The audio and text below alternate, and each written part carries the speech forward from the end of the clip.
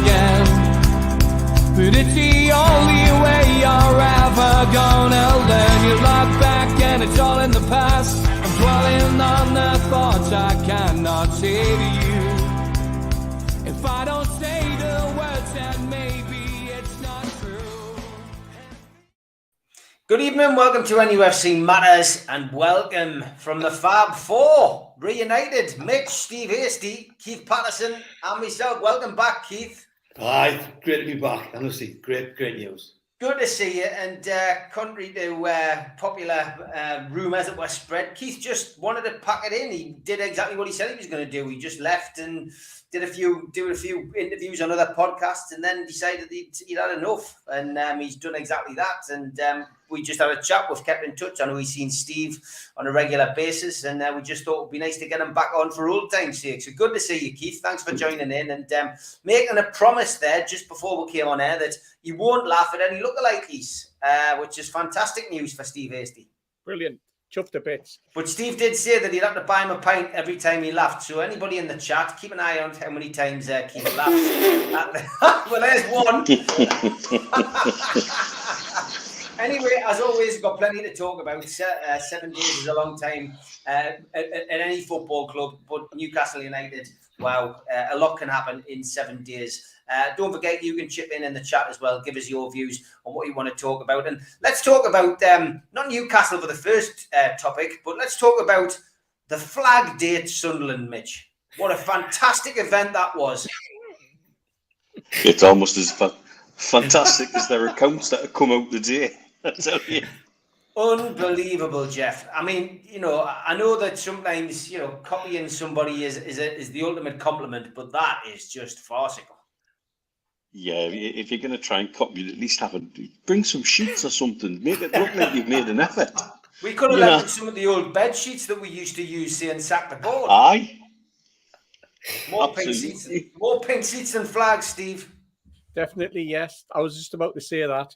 A gallant effort, well done, lads, but keep practicing, keep practicing. This is what happens when you're doing your SATs, I suppose. You're building up the SATs at school and that, so it's going to be difficult for them to spend a little bit of time, once they get into the big school though, once they get into year 7, then they might start to be able to spell properly and be able to measure up the right size of sheet and that type of thing. So no, well done to them. Keith, I mean, I watched Blue Peter for years, and I could have done a better job than some of them. It's frightening, honestly. You couldn't make it up. I keep saying on Twitter, it's the gift that just keeps on giving. These people. I was at a funeral earlier today, and this Martin Conkers and said to us, he said, "Have you been killing any more journalists lately?" And I said, "Is that what it's all about?" I said, "You need to get over it, because if you don't get over it, it's going to kill you. It's going to eat into you." But they've obviously got a problem because we've got a flag show, and they've obviously got a problem because we've got a 50-odd thousand fans coming through the turnstiles. But there's times when you've got to accept things, accept it's dog shit, and just don't enter the race, because you just make yourselves look daft. And the bitterness that's coming out is just frightening. But I mean, I've got to say, I just piss my pants every day, just looking at them, and just it's hilarious what they're doing, and the bitterness is just growing. It's becoming a disease. It has. Got to ask you, Keith. I mean, it's 7th of October since you were last on the show. Of course, the infamous day that we had the takeover. What have you made of the first 6 months of the new ownership? Loved it. Absolutely loved it. I've purposely kept out of it and purposely not commented. I think it's dead easy. If I put any comments on it, it is to try and remind the fans that if you think the last 14 years you weren't happy, what you would have done to get what's happening now. So now we've arrived at that stage and arrived at that day, we've got to try and be supporters, and fans support and owners buy. And what we've got to get away from is fans thinking we know who to buy, because we don't know what's going on fully behind the scenes. And what they've done so far is the communication's improved no end. I don't know, just if you look at those photographs, which is winding everybody up in the dressing room, that shows togetherness. You can't make that up. And if you look at the signings, if you look at the culture of people like Trippier and Guimarães, they just desperately want to be at Newcastle. And I think if they keep bringing in people like that, and by all accounts, that's what the owners are doing. And in the brief discussion I had with one of them, it was, Mr. Ashworth's going to be key to all this. And I just think sit back, enjoy it, because it's what we all dreamt about. And so the dreams happened. What we've got to do now is let it happen. We've got to let it roll out. We've got to become fans and become football fans who sit there and yeah, by all means, say, I'd love us to get Nunes. I'd love us to go and get, whoever you fancy. But not to kick off and give somebody a time span when they join us. We've got to just sit there and say, this is going to take time. I saw something last week where somebody sent me something where they'll give us the odds for us to win the title next season. And I think that's totally, I don't know. I think it's a crazy thing to do. I think it'll bring criticism to our fans, make us sound like idiots. But not just that, it puts undue pressure on people. I prefer to say, let's try and finish higher this season than what we finished this season. I mean, we might finish 8th or 9th this year. But if we can finish higher than that, that's progress. And this is dream time, unless you are close to the end. I think everybody, all these people we talked about, are going to see us win something. We're going to win something. We're going to win something in the next few years. But just be satisfied with the word few rather than this year, next year, or put a date on it. Because all you do when you put a date on it is you put pressure on us. But you put pressure on the team, the owners, and everybody else. I think the owners are the most ambitious people that we could ever have dreamt of getting. And I think they'll bring the pressure. They'll bring the deadlines. PIF are eager to get recognition. So us fans just need to sit back and enjoy it. It's just an amazing time to be black and white at the minute. Amazing. It's like what I expected on steroids. It's like 20 times better than we could have dreamt of. Yeah, 100% it is. And the first signature on a contract has just dried, Mitch. And Tom Dixon mentions it. He says, great to see Fabian Schär sign a new contract with the club today. I wonder who else is going to follow him. Rachel says as well, great news on Schär signing a new contract today. Mitch, thoughts on that? Well, amazing turnaround for a player who quite literally was on his way out the door under Bruce. I mean, we all know. I'm sure you knew, Keith, and certainly Stephen. I knew he wasn't just on his way out. His bags were literally packed and sitting, waiting to go, waiting on a clearance from I think it was just the COVID paperwork that was left to do that stopped the transfer happening. And then it fell apart at the last minute. So he's gone from literally being, 30 minutes from going out the door to signing a new contract and looking like a different player and playing like a different player, looking more confident, looking happier. And we're seeing the player that we know was in there now come out, and it was to the point where it was a surprise to see him taken out against Norwich and Lascelles put in, But no, I'm pleased, and I'm pleased for him because he seems like a nice character as well. He doesn't, for all he was literally being shown the door, he didn't make his mouth go about it.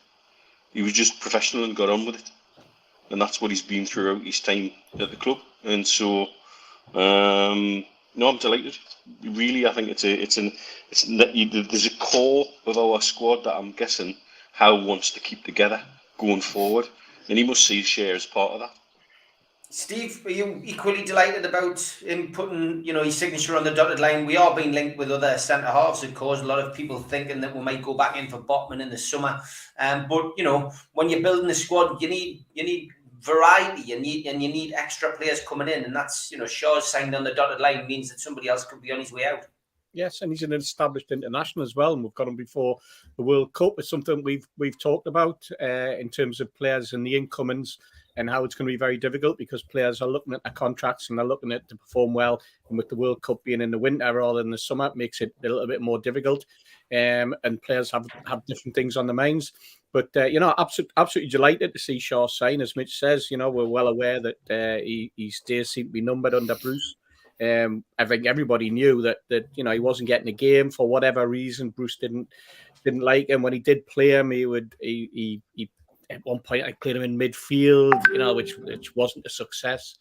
So absolutely great to see, and that is the start, isn't it? You're focusing on your defensive core, then you sort of build through. We've already got someone in the midfield who's an absolute star in my eyes in terms of Bruno.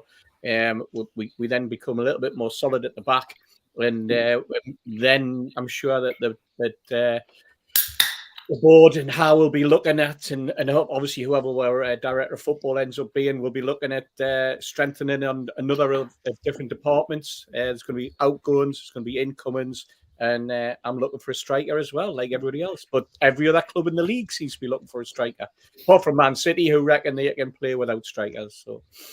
Exactly, Keith. I mean, I am happy that Schär has signed a new contract. I've got to be honest. I'm really pleased that he's signed on the dotted line, and I think there'll be others who will follow him, quite quickly over the next few weeks and months. But you happy to see him stay at the club?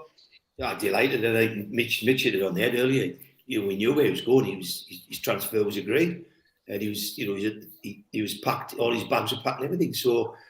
When you look at a player like that, it was written off. He's surplus to what Steve Bruce wanted. And I mentioned another lad, which you might think's a shock, but like Sean Longstaff, he was treated terribly. I mentioned at the club during the takeover, I said, that lad's getting ignored by the manager. When he walks in, he's blanking him. Actually, won't even look at Sean Longstaff. Steve Bruce, he wouldn't look at the lad. And when you do that to players, I mean, you don't become a £40 million target for somebody, then not worth $5 million the day after. Schär was always a class international centre half, but he was played about number 4 at Newcastle. He's played behind the likes of Lascelles and Clark. So for me, I think it's like a free signing. It's like what we got when we got Fraser to play. We had Fraser there, and all of a sudden he started to become a player. Joelinton became a player. So this is, to me, is just the apathy of Steve Bruce. But to get it done for you when it's Swiss international like that, and when you're as good as what he's proven he is, speaks volumes of the last manager. Yeah. Breaking news on Sky is that the Burley Consortium, if that's how you pronounce it, you know what I'm like for my pronunciations, but that is the preferred bidder for Chelsea. The LA Dodgers part owner is advancing with his bid to take over the Premier League club. And Jody Mick saying, Mitch or Keith may know this, if Chelsea go into administration, then would prospective buyers end up buying the club a lot cheaper off the administration, or does it not work like that? And I'll follow that up with a comment that was made slightly earlier from Alan Thompson, which was, guys, the latest bid for Chelsea today, 4.2 billion. I know my maths isn't good, but our takeover seems the bargain of the century. Where is the value in Chelsea at that price, though? So, Mitch, I'll come to you first on that. Interesting breaking news there that's the preferred bidder. Very interesting, because the bids, some of them just didn't seem to make sense. The consortium that seemed to be forever getting bigger, and suddenly had Lewis Hamilton and one of the Williams sisters involved with it. I mean, that just sounded like organised chaos. All I had visions of was money disappearing into black holes and billionaires becoming millionaires very, very quickly. I mean, the essence with any purchase of a football club at the minute is really, most of them in London are actually real estate players, and they've got a football problem wrapped inside them. That's effectively, what you're looking at, and that's why they want X amount secured for ground development, because it's not just ground development, the region around the ground will be redeveloped within that. And there's real estate money to be made there, big real estate money to be made there. And that's what this kind of play is. If anybody buying a club like Chelsea with a ground that needs doing on the real estate that's in, like I say, it's a real estate play with a football problem attached. Except this time the football problem is quite a big one. And there's so many things that just aren't being answered for me about, well, we know Abramovich put more money in, but is he going to do it again this month? Because it needs to be. And if he's not, who is? Is it the government? Well, we're told we've got massive debt off the Chancellor, so why should the taxpayer be filling that hole? There's loads of other questions about the write-off of the loan. How did they not know early doors that the loan was from a company owned by Abramovich to a company owned by Abramovich? Me and Steve knew that, and Keith probably knew that now. And And that's why he was quite happy to write the loan off. He wasn't being altruistic. It was just because he owed it to himself, effectively. You know, it wasn't anything clever. That suddenly raised its head. Then there's an FFP issue in terms of the loan was non-interest bearing, similar to what Ashley did with us. So from an FFP perspective, they don't count it. But from an accountant perspective, they count it. And if somebody suddenly writes off 1.5 billion, you've got an accounting problem. And that'll get you into bother with the Premier League. And that'll be a points deduction of some description. And all of these things seem to have been just put in envelopes marked, we'll deal with this later, and shoved in a drawer. Yeah. I still remain of the opinion that somebody like Boris Johnson's gone into the cabinet and said, sanctions, we've got to get that club off him. Get the club off him.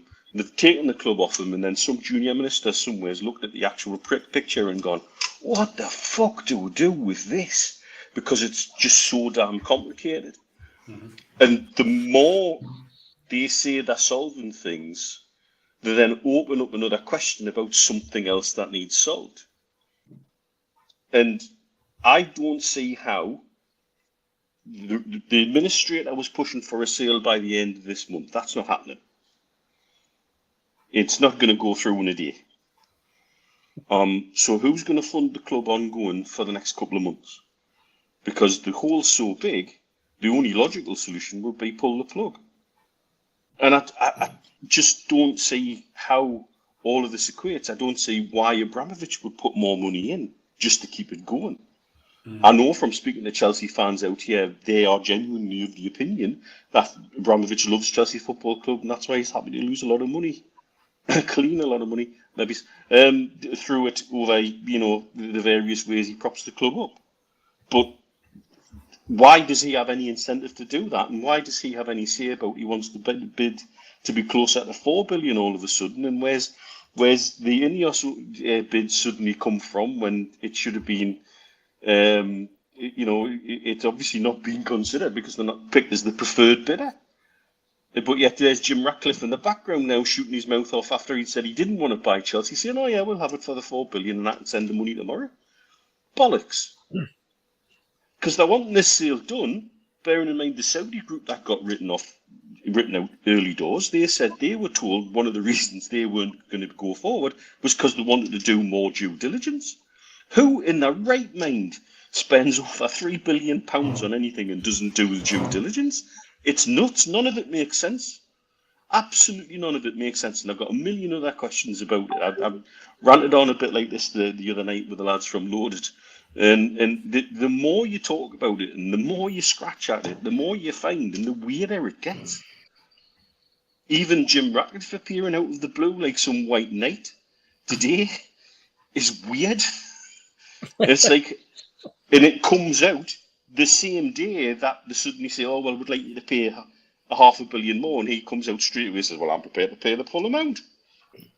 And hang on a minute, who you've been talking to with the government?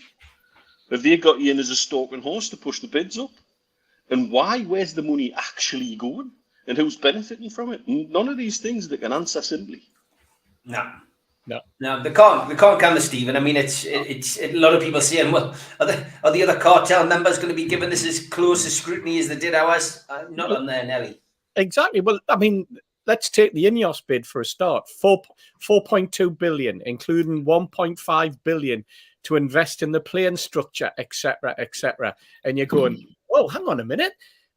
We've just been bought and we've been told we can't spend anything. We're being lumbered with financial fair play. We've got 200 million according to financial fair play over the next 3 seasons or something like that. And yet they can suddenly have some sort of god who arrives on the scene and it's like, oh yeah, we'll finance all the players, we'll do all this, we're throwing money at it, and you're going, whoa, well, this is unbelievable, this. But why come in? And when you've got a preferred bidders that have already agreed 3.5, why'd you come in and go, I'll pay 4.2? You know, like that on the day, as Mitch says, on the day that the preferred bidder is announced. And it none of it makes sense. The fact that I've always been convinced that he has no intention of selling. I believe that he would be happy for it to fall and go to the waste simply because Vladimir Putin is sitting in the Kremlin going, give as much hassle as you can to Boris Johnson and the British government.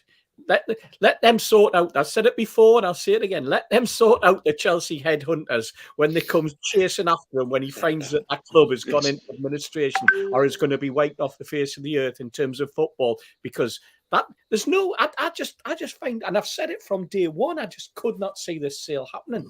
And not in the way that they wanted. And now, as you say, Mitch, the more you dig, the worse it gets. Add to that, the day they've sent out that Dialogue of the Week, Doris on a bloody interview today, saying, mind the time's running out. And that's the first time somebody from the government's actually made this insinuation that the plug could actually be pulled. And if they do pull the plug, all the government will do, there's two things. They'll go, well, we tried really hard. You saw who the bidders were. But we did warn you. But of course, the person that's warning them is the one person that nobody's currently taken seriously at all.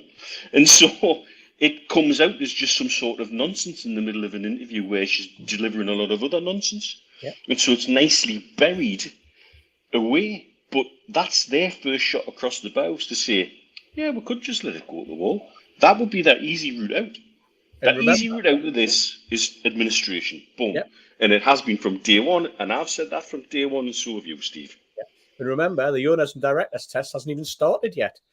The Premier League can't even start it until they know that somebody's buying the football club. So until the sale is agreed and a buyer is there, then the owners and directors test starts to take. And when you've got an owners and directors test, which involves a takeover of 4.2 billion or whatever pounds it's going to be, 3.5, 4.2, we're just talking pie in the sky money now. How long's that going to take? You know, and as you said, part of it is going to be, well, where's all this money going to go? The owners and directors has to clarify where the money's going as well. They can't just go, oh, yeah, we're happy with the people that are coming in. They've got to be happy with the whole financial structure that is going to prop up that football club. And where the money's going, where the money's coming from, is it the same money just revolving around? Is Abramovich throwing more and more money through? Tell you something that cropped into a conversation I had this week, and it still kind of blows me mind a little bit. But I could believe anything of this government. And somebody suggested to me why they're doing this with Chelsea is to get back at the Premier League because of the hassle they gave Piff, because they wanted our sale to go through. And so now the government are being petty and difficult about Chelsea to stick one up the Premier League. That blew my mind, that thought process, because I'd never even considered it until about 48 hours ago. But nothing would surprise us with this bloody government. And what an irony that would be, that Chelsea are now getting passed from pillar to post because of our sale that they wouldn't put through because the government wanted to.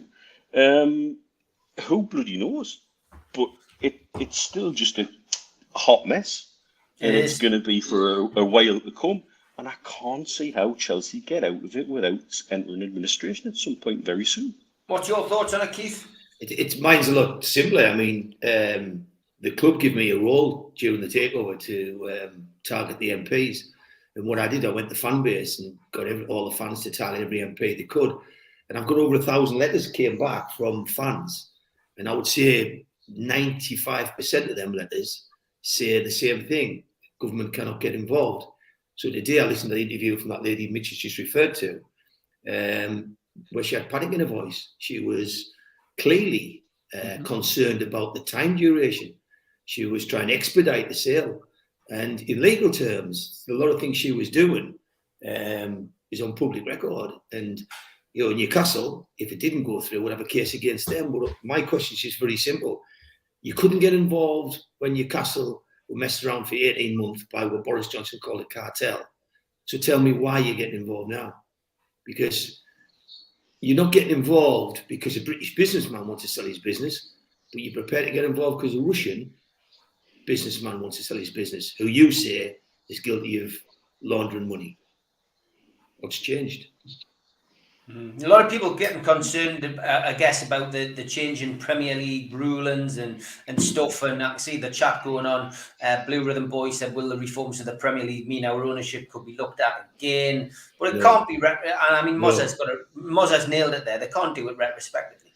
No, they can't. They can put laws in whereby the majority all agree that they're going to vet the owners on an ongoing basis. But when they're doing that, they would be vetting, Man City alongside of us. If I was a Wolves fan or I was a Leicester fan, I'd be more concerned about the credibility and the behaviour of my owners than I would if I was a Newcastle or Man City fan. So don't buy all the bullshit. They can't do anything with us. We've got the takeover. Forget about all these silly rumours. Just enjoy it. And if people are biting and getting jealous, just laugh at them because we're there and we've got this for good. Yeah, and there's another T-shirt for John. Don't buy all the bullshit. It's a good one. See, I hear them fly off people's tongues. John, get yourself on it. Rachel, we will come to the Liverpool game towards the end. My money is, and this isn't through anything I've heard. You know me, I go with my gut instinct. I'd be very surprised if we didn't see Trippier back tomorrow. I think it's a game that's been made for him, Liverpool. You never know. That is my prediction. That isn't something I've heard. Just putting it out there. But I wouldn't be surprised if Kraft is dropped tomorrow and it's the only change and Trippier's back in. I'd like to see it as well. It'd be great to have him back for a big occasion like that. John Ball, let's take this one. John used to be my keeper with a Felon football team and was my assistant manager. Great lad. Always asks a good goalkeeping question. He's part of the goalkeeping school, of course. Which goalkeeper would you like to see us bring in? And would it be as a number 2 or would it be to take Dubravka's gloves? And David Spillett follows that up with, what's your thoughts on the speculation regarding Jordan Pickford signing for Newcastle? Well, Mitch, we had this with Mick Lewis. I've got to be honest, we had a laugh at the whole Pickford thing. But in reality, I mean, I called this just before the January transfer window opened, that I do expect Newcastle to sign a goalkeeper in the summer window.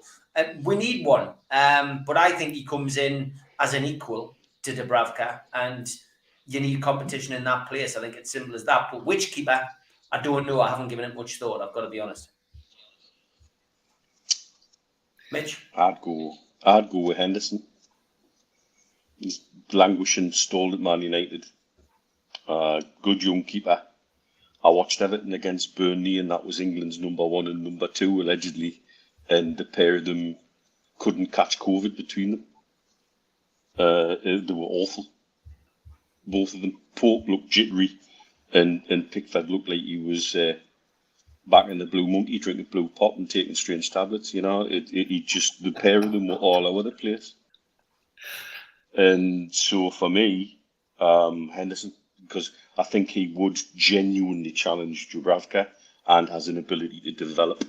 And I think that's the kind of player Howe would like to get his hands on. And I'm presuming the tablets, he must mean just Smarties or something like that. If not, putting an allegedly in there. Steve, what about you? I like the look of the lad at Brighton. I think he looks another player from Brighton. Yeah. We'll get another player from Brighton just to rock the boat. No, he looks a decent keeper, but it's quite interesting that keepers early in the season, everybody was raving about some great goalkeepers. A lad at Wolves, for example, he's playing out of his skin. Seen him in the last few weeks, and he's been all over the place, apart from a penalty save. But it's one of those positions, I think, where it goes with confidence. I hear what Mitch is saying about Henderson. Henderson, season and a half ago, everybody was going, he's going to replace De Gea. As soon as he arrives, De Gea suddenly turns into the best keeper that has been in the Premier League for years. He's been playing out his skins, kept Man United at the top of in the top. What is it now? It's top 7. I was going to say top 4, but then they've slipped, haven't they? Top 7 now. But without him, Man United. Well, without him and Ronaldo, Man United would be relegation fodder, quite frankly. But Henderson, I think, if I remember rightly, I read just earlier in the week that Henderson's problem was that everybody inside some inside the Man United dressing room said he was the Man United mole, and he had fallen out with various people, and that he wasn't getting a look in because of that, which is again fascinating. But he obviously wants away from Man U, but doesn't everybody now, you know? And whether you would go to anyone and touch anyone from Man United after the way things have been going on, I'm not too sure. But no, I like the look of the lad from Brighton, but I wouldn't be surprised if they went continental, went European, and started looking for a goalkeeper who can use his feet, can play the ball. That seems to be the way that everybody's going at the moment, you know. But I think you've got to be a really, really cool dude to play in goal and also be able to use your feet, as we've seen with the likes of Alisson, and the Man City goalkeeper. And we've seen some keepers trying to copy them and making absolute fools of themselves. I presume what we're saying is that Darlow is going to be moving on. I presume that's what the whole gist of the argument is, or the discussion. But again, I suppose it also depends on whether Dubravka wants to stay. You know, and again, you've got a World Cup coming up. The whole situation with transfers, and you know, you said a couple of weeks ago, Steve, you're going to start a list. Mm-hmm. And I think there was going to be a prize when you go up to 500 or something like that, because we're linked with 500. Anyone who the 500th player will get a prize. We'll see what happens. We are going to start a transfer show when the season finishes, and I will be updating each day. So yeah, Keith, Lino from Arsenal, John Ball suggests. Mendy might be going cheap, says Joelinton for life. I mean, a new goalkeeper is definitely something I think Newcastle will bring in. I think Newcastle need to get rid of Darlow plus one of the younger ones to make space to bring people through. Don't like Lino at Arsenal. I think the way Arsenal's dealt with him knocked the lad's confidence, but I'm not a fan. If I was up to people a minute, I think if and what happens in football and people tap people up, which goes on, if Henderson gets tapped up, he puts a transfer request in. They will release him, you know, and they can ask what they want. I mean, the market's only going to pay so much for him, but the position's so critical because there's nobody ever wins any silverware or any trophies without a good goalie. And if you look at De Gea at Man United and you look at Alisson at Liverpool, I mean, they're worth so many points per season to them teams. And I think Dubravka's up there with some of the better ones in the Premier League. But I think Newcastle, in terms of goalkeeping, I think we're short. And, you know, if you think in the past when we saw the likes of Fraser and, you know, and we've had Kroos and Gibbons, we've had like a lot of decent keepers at the same time in the past. But now, I think we're weak. And I think, you know, we showed that when Dubravka was injured. So for me, Henderson would be my pick. The lad of Lazio Steve talks about does play the ball out well. And is it Navas who's at Brighton? Is it called like? Yes, it is. Yeah. Right. He's the reason there's a lot of strength there. He's Spanish, but the you know, when Dan Ashworth comes in, he's going to know that lad back to front, and it's not going to be hard to turn his head. You know, do you want to play at Brighton or do you want to join the biggest growing club in football? So I think the likelihood is that we could get, you know, more chance of getting the Brighton lad, getting Navas and getting Henderson. But I would go for one of them. And the reason I go with them is not to replace Dubravka or to make him number two. It's to compete with Dubravka. You know, in a minute, he doesn't have competition. And you can't tell me if we play Liverpool tomorrow and Darlow was in, you wouldn't be crapping yourself. So I would be. Yeah, 100%. Sanchez is the keeper at Brighton. Thanks. Is it Sanchez? That was Navas is at PSG, which Daz has pointed out. Okay, yeah. I'm going to bring a guest in quickly. Somebody who was kind enough to donate £100 towards my Great North Run campaign. Obviously, I'm running the Great North Run in September for the Bradley Lowry Foundation. It is welcome to John Smith from the Grinning Idiot Comedy Club. How are you, John? Yeah, very good. Steve, yourself? Yes, very good, mate. And just a quick one for you. Obviously, you're a Newcastle fan. How long have you been supporting the club, mate? The very first game was 1983, New Year's Day, 2s each, Keegan against Carlisle. Fantastic, mate. Fantastic. So you've suffered like the rest of us. You're definitely in our age group, which is great. But no, first of all, thank you for donating. I've stuck the link again in the chat for anybody who wants to donate. I've seen a couple of donations come in. I set a conservative target of 500 quid. I'm over £370 now, which is fantastic. So thank you very much, everybody who's donated. But thanks to you as well, John. And the Grenady Comedy Club. We came across each other a while back, but you're up to something now. I'm just going to stick the link in the chat so people can take a look whilst you're talking. But just tell us what you're up to at the moment. So, well, I used to run the Grenady Comedy Club in Newcastle, and you just get lots of the best names in the McIntyre and stuff before he's famous. Ramsey's, Sarah Milligan, Diane Morgan, Tom Stade, Reg D. Hunter, people like that. They've come and play St Dominic's Catholic Club in Biggar. And but it was a financial disaster. So I moved back to London about 8-9 years ago. And then obviously I met up with I still keep in touch with a fair few of the audience members. And one of them suggested I should maybe put on a one-off event for my 50th birthday in July. So that's what I'm doing. I'm putting on a one-off event with my absolute favourite stand-up, which is a guy called Terry Alderton, who most of you probably haven't heard of. But I have. Yeah, he's the best actor in the country. Like, nobody can follow him at the Comedy Store and places like that. He's absolutely brilliant. I could never afford him before, so I've treated myself for my birthday. So yeah, that's on 2nd of July at Northern Stage. Fantastic, that, man. Well, I've stuck the link up in the chat there, folks. Have a look. It's at the Northern Stage. The telephone number is 0191 230 5151 if you want to book tickets. Paul Sinner, the Cineman, ITV, The Chase, QI, Wilkie and Taskmaster is on. Terry Alderton live at the Apollo, of course. Michael McIntyre's Comedy Roadshow. George Zack and Lauren Patterson, two of the hottest local emerging talents. And the MC is our very own John Smith, the birthday boy. Great way to celebrate your 50th.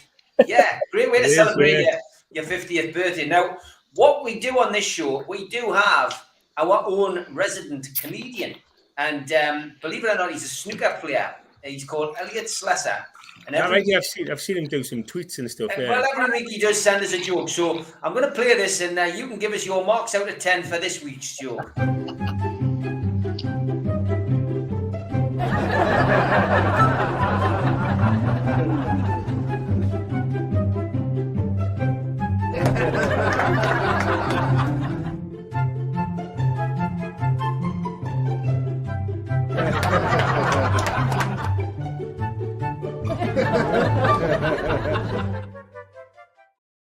So his joke this week is this one. I met my missus at the North Writers support meeting. You know when two people just click? Yeah, good. No, not good at all, John.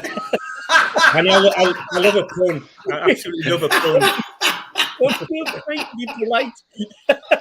Well, John, can I advise for your birthday that you give Keith Patterson and his missus 2 tickets? Because if the audience is flagging or they're too drunk because it's your birthday, just stick Keith in the front and Terry Alderton and them will think they've got the best audience in town. That's it. If you want a good laugher in the audience, it's contagious, isn't it? So, Keith, you want to come? A couple of tickets there for you. Cheers, mate.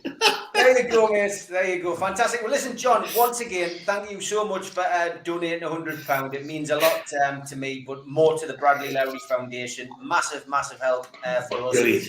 And feel free, if you've got anything to promote or you want to promote this a bit more, come on, mate, and just keep in touch. Nice to touch base with you again after such a long time, mate. Brilliant, yeah, and thank you for keeping us going through the takeover thing. I was logging into this every week and listening to the Cat Tribunal thing. And yeah, it was without this, I think I would have went crazy in lockdown.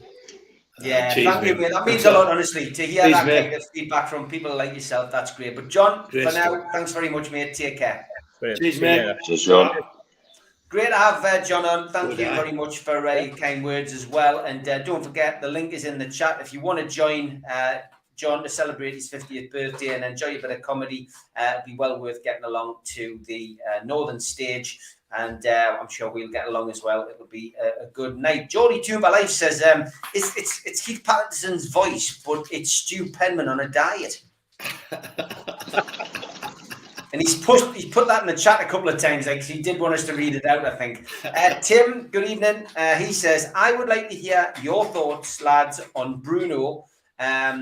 For him, he's in the same conversation of being one of the best players since our legendary set of Beardsley, Shearer, and David Ginola. He's pure class, take care. So he just wants to know, Mitch, although he's only played a handful of games, the lad, is he already at legendary status for you? It's too early to say that, but some of the things we've seen from him are genuine next level stuff.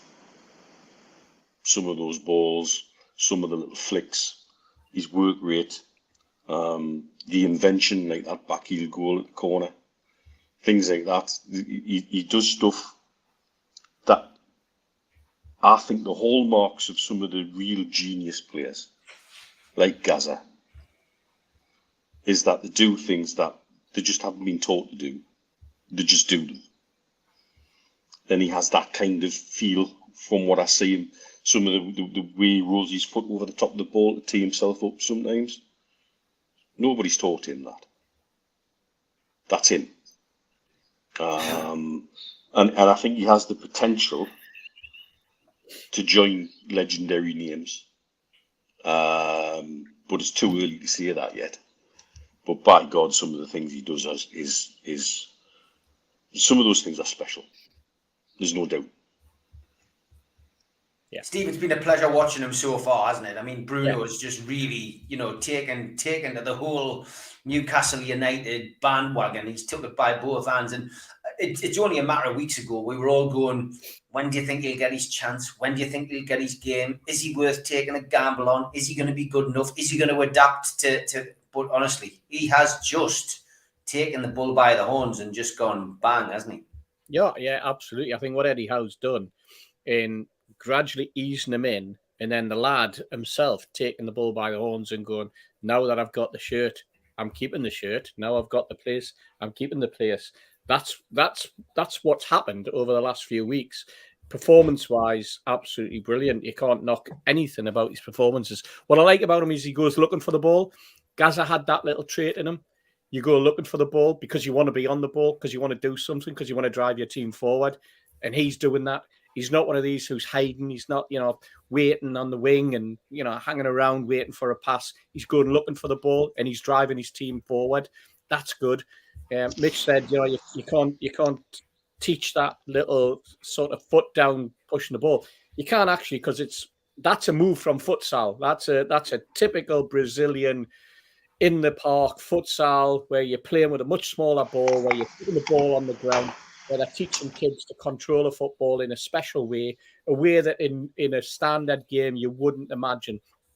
It's those little techniques that allow the ball to be moved quicker and allow the brain to be quicker and allow you to tee up for your next move before you've even decided what the move's going to be. It's there. But he's the whole package from what we've seen so far.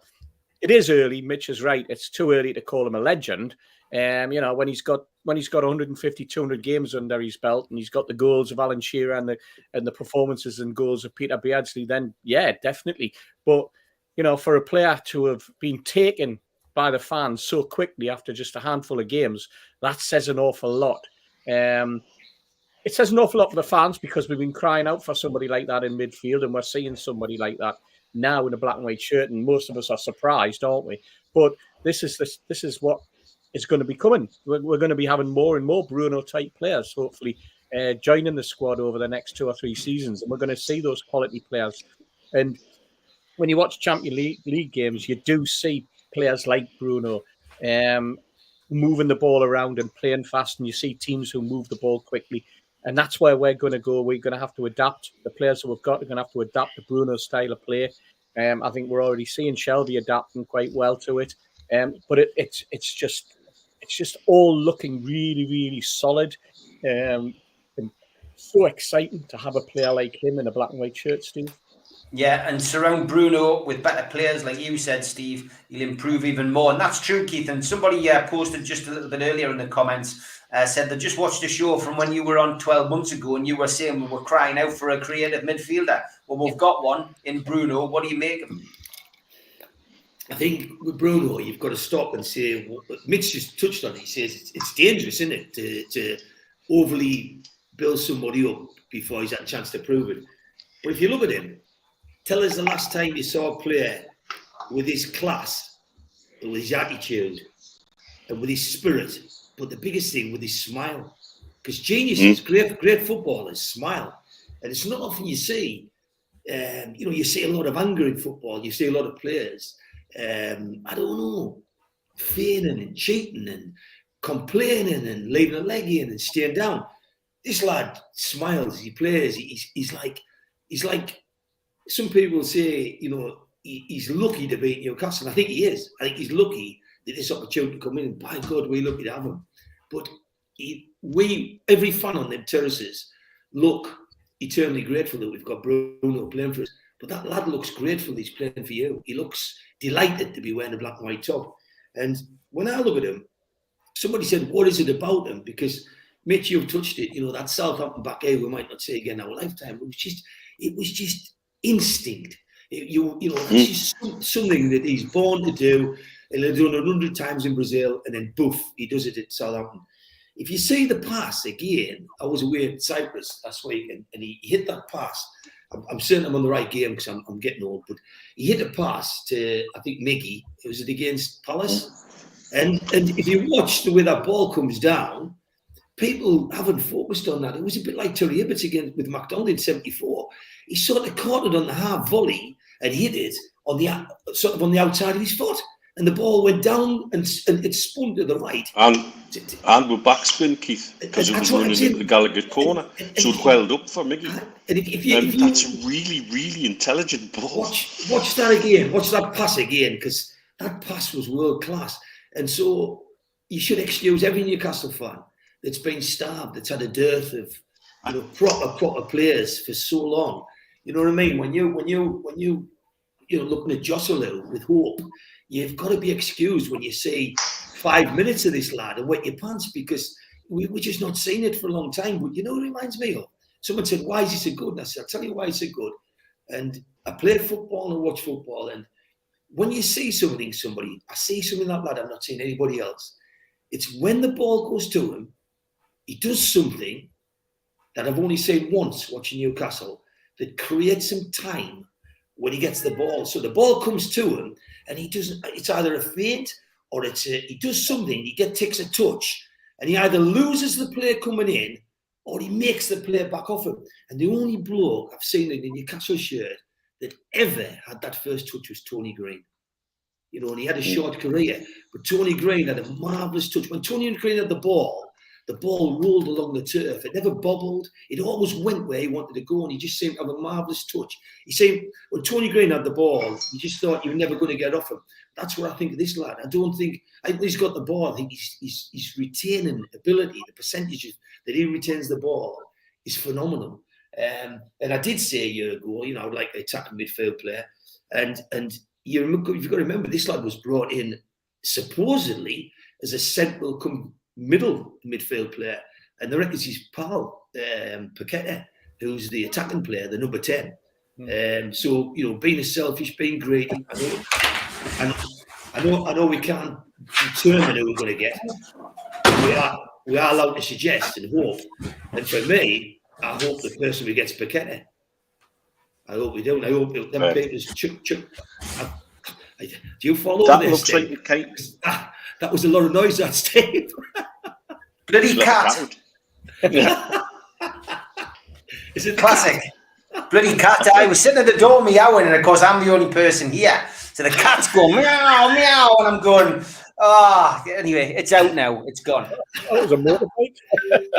Classic, absolute classic. Anyway, they were good. Enough drama. We'll have more of the cat later for Julie Baker, which I know she loves. And we've got an imposter as well, which I'll explain later, Julie. But very interesting. Let's talk Joelinton, Mitch, and lots of stuff going backwards and forwards about Joelinton. I did pick this up off Newcastle United supporters group on Facebook. People obviously revisiting people's old posts where the person put, "I don't get Linton up front," which of course was last week's game. And somebody putting that aged well, which is often what people like to put on that. But just looking at the stats, and Squawker put this out on Twitter this week. Only 2 players in the Premier League have 30 plus in the following metrics this season. Look at that! Look at that comparison there between him and Declan Rice. Somebody who is lauded in the Premier League. 68 tackles won to 66, 54 interceptions to 33, 38 to 43 clearances made, 46 take-ons completed to 33, and 34, I can't see what the last thing is. 34, yeah, anyway, look, what it does its job. It's really, Mitch, just showing you. And bearing in mind that Joelinton's only played probably, since January, like that. Yeah, that's the biggest difference in those stats, is Joelinton played up front for the first 14 games. Yeah. He didn't drop into midfield until the game against Norwich when Clark got sent off. Good point. And so if you want to compare those metrics, if there's a way to average it out over the games, he therefore on many of those metrics comes out above Rice. I know I was saying you all didn't doubt, but you certainly had a difference of opinion with me on here about him. I always felt there was a footballer in there. Because there must have been some talent in there for him to get to Germany with the team he was there. And somebody's obviously seen something in him. B, he's got the one thing I love in a footballer. He's built like a cruiserweight boxer, but he's light on his feet and he's quick. He's got the size and the physicality to handle himself in the Premier League, there's no doubt. But he just looked like a lost soul up front. And I think also the number 9 shirt hung very heavy on his back, as it tends to, and it's with some players in Newcastle United. And so I think the combination of those two things, his confidence was utterly shot, and it needed some sort of big change, not just how we're working on him, but that change of position where they've actually sat down and said, you know what, do you want to do that again? We're getting the best out of you. And he's obviously relishing it. He's loving it. You can see his attitude. It comes back to what you see in the pictures of the training ground, the smiles on faces, and he's another one who maybe's always didn't look happy, but now he constantly looks happy. And his post-match interview, fantastic. He comes across as a really humble guy, but once he crosses that white line, he can be a bit of a beast, and sure he should be with the physicality on him.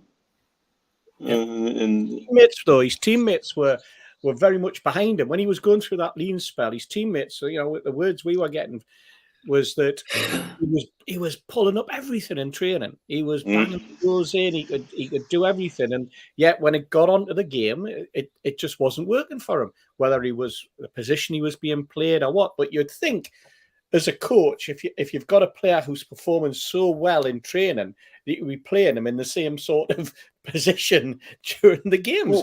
But it obviously wasn't. I mean, that's all. It's weird. Go back to the first goal he ever scored, that goal against Spurs. Yeah. That goal, if you look at it again, it's a really hard goal to score. Yeah. The first touch and then the finish, it's a really hard goal to score. And that tells you there's something in there. And then it just poof, went. Yeah. And seeing him now, I mean, it's a good point you touch on. I mean, we've heard this today about the dressing room being such a buoyant place at the moment. Apparently Miggy's been a bit of a focus of a little bit of ribbon this week, because it sounds like Howe's had a bit of a one-to-one with him and G'd him up and said, no, you're definitely in the plans. Yeah. And I have to say, he's another player who looks good alongside Bruno. That's definitely the South American connection, that ability to give, go, find space and create space. You can see he thrives off of playing alongside Bruno in that role. And so again, if Howe's able to coach some of these players up, how much more spending power do we then have in the transfer market? Because we don't have to be suddenly replacing certain squad players to up our game. Our game naturally ups because they bring it out the best of each other. And like the dressing room this week's been a hoot, with people taking the pay out of Miggy a little bit, and Miggy's taking it in the right way. So, I think very, very good on behalf of Howe and the way he's developing that spirit in the dressing room and keeping it there. Yeah, I'd be great, isn't it? Yeah, I'd be one of the first to admit that I never saw Joelinton as being one of the first names on the team sheet. I never thought we'd get to the end of April and his name would be on the team sheet as one of the first ones down. Because I just couldn't see it, because I was seeing a player so devoid of confidence, so what appeared to be out of his depth, but his head was just all over the place. And yes, everybody goes, "Oh, he was trying." But everything you try and it's not coming off, it starts to affect you. And I just couldn't see it. And Mitch, you plugged away. You kept saying there's a football in there, but we just didn't know where it was going to be. What position was he going to play? Was he really a winger? Was he a striker? That was the biggest problem.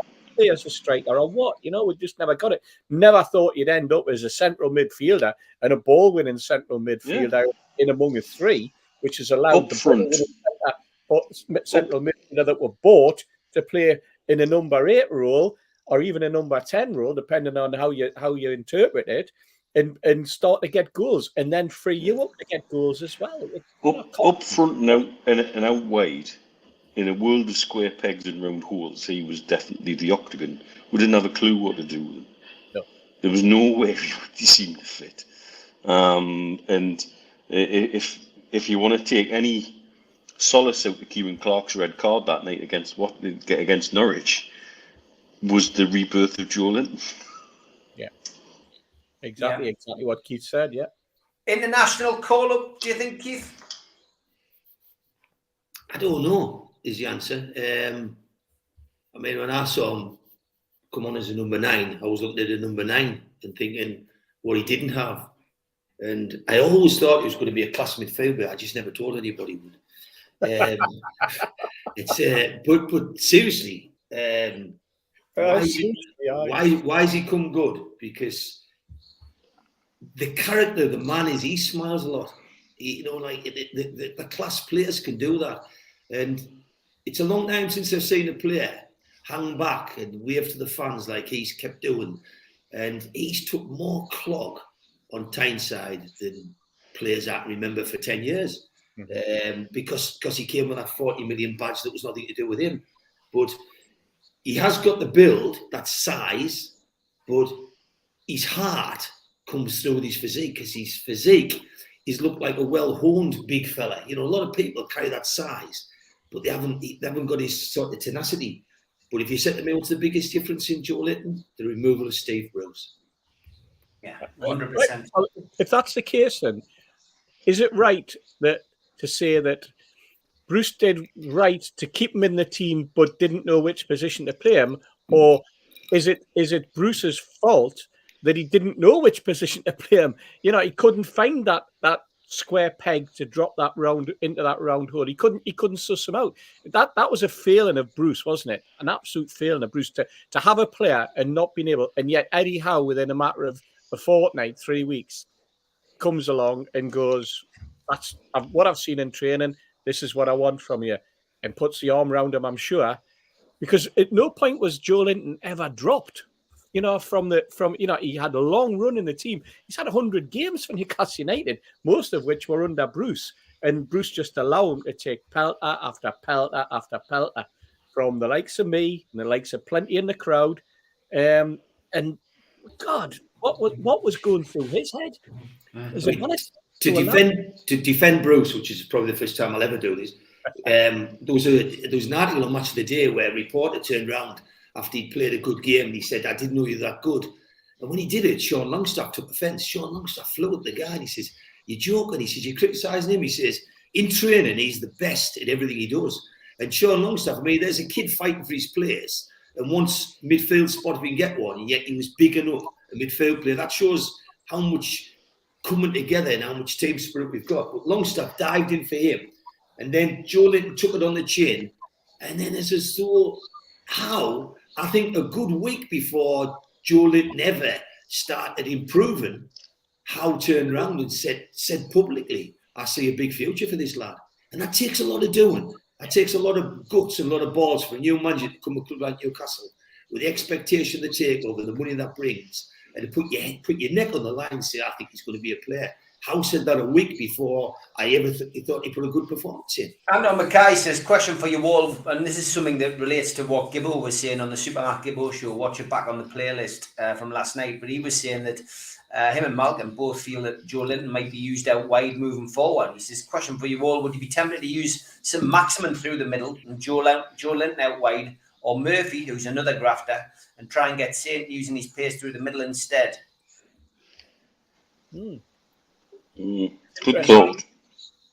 I think Klopp undoubtedly to back his own little petty words up will play a much changed team tomorrow, but that shouldn't make a difference with the squad they've got. We're going to need something a little different, and giving us St Maximin effectively a free roll is probably the best way to get anything out of them and say, right, just do your thing. Yeah. Yeah, it's an interesting suggestion. I mean, Eddie Howe's got to make those decisions. But before I come to one of our regular segments, I want to say thanks to the contributors to me Bradley Lowry funding page. I've now hit me target. David Hall, thank you, £25. Barry Cope, £10, thank you. But George Hayes, good friend of the show, thank you so much. £200 into the account. That's £545 now that I've got on there. So thank you very much. And I won't let you down, guys. So looking forward to doing it. Okay, as always, we have regular segments on here. We've got a lot to get through in the next hour, so it is time for...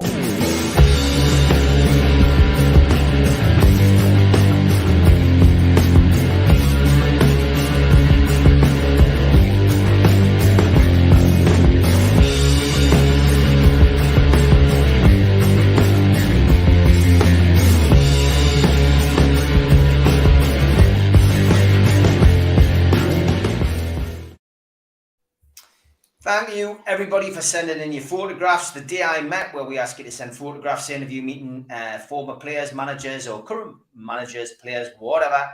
Good to get a little selection tonight.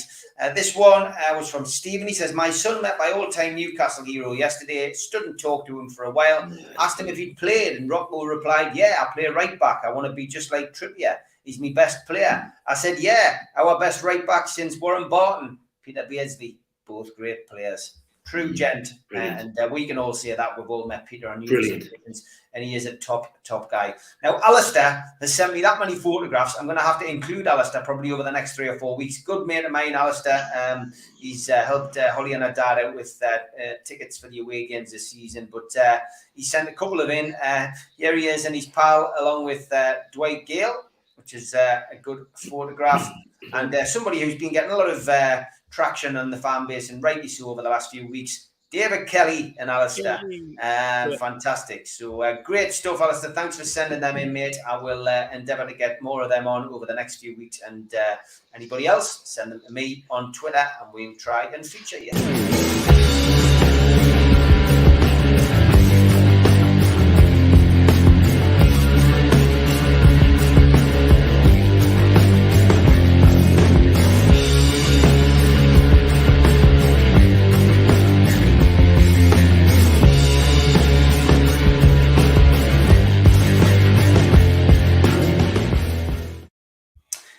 Question directly for Keith, but we'll come to you first, Keith, and then we'll put it to the other lads. Are you convinced that Ashworth will join? I think we've discussed this a few times on the show. It's going to be quiet on this, but we know that the money that we're going to need to pay, if we are going to pay for his services, will be reduced greatly. Do you think he'll come, and do you think that's a good move for Newcastle? Yes, I think he'll definitely come. I think he's the only person in the frame, and I think it's a great move for Newcastle. I think he'd be massive for the club. Yeah, okay. And I mean, it's for us, Mitch, we talked about this on the show before. Yeah. We just think it's a case of when, not if. Yeah, if the numbers I was given are correct, it would be nonsense not to do it when the compensation drops at the end of the season. Yeah. It just would be stupid not to. Yeah, and again, Steve, we've covered this on the show before, but we all think he'd be a great acquisition for the club because of what he's done, not just with Brighton, but with England as well. Yeah, especially with England. I mean, everybody's going on about Brighton, but he went into St George's and completely revolutionised the structure that England were allowed to play under. That was important, and I think that with a manager like Gareth Southgate, what a marvellous help that must have been when Southgate arrived, and he had the likes of a Dan Ashworth behind him, who was willing to back him with whatever he needed in terms of the infrastructure. And a new training ground in St George's that was there, and he was an integral part of that before he went to Brighton. So that's the important bit for me. I mean, yes, he's done wonderful at Brighton.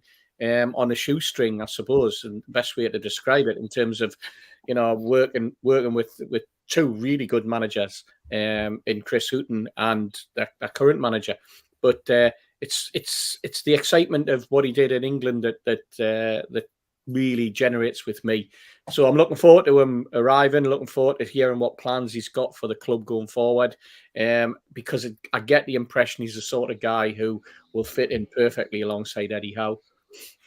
Trulls is asking what we think about Howe wanting to sign Dummett and Longstaff to sign new contracts. I mean, we've discussed it, Mitch, a few times on here about contracts going to some of the players on the playing staff. I think Dummett has, you know, still got something to offer the club. He's a local lad, as is Longstaff. I think maybe that is the feeling, you know, that Eddie Howe has. And I mean, some of these players have been long-term injuries.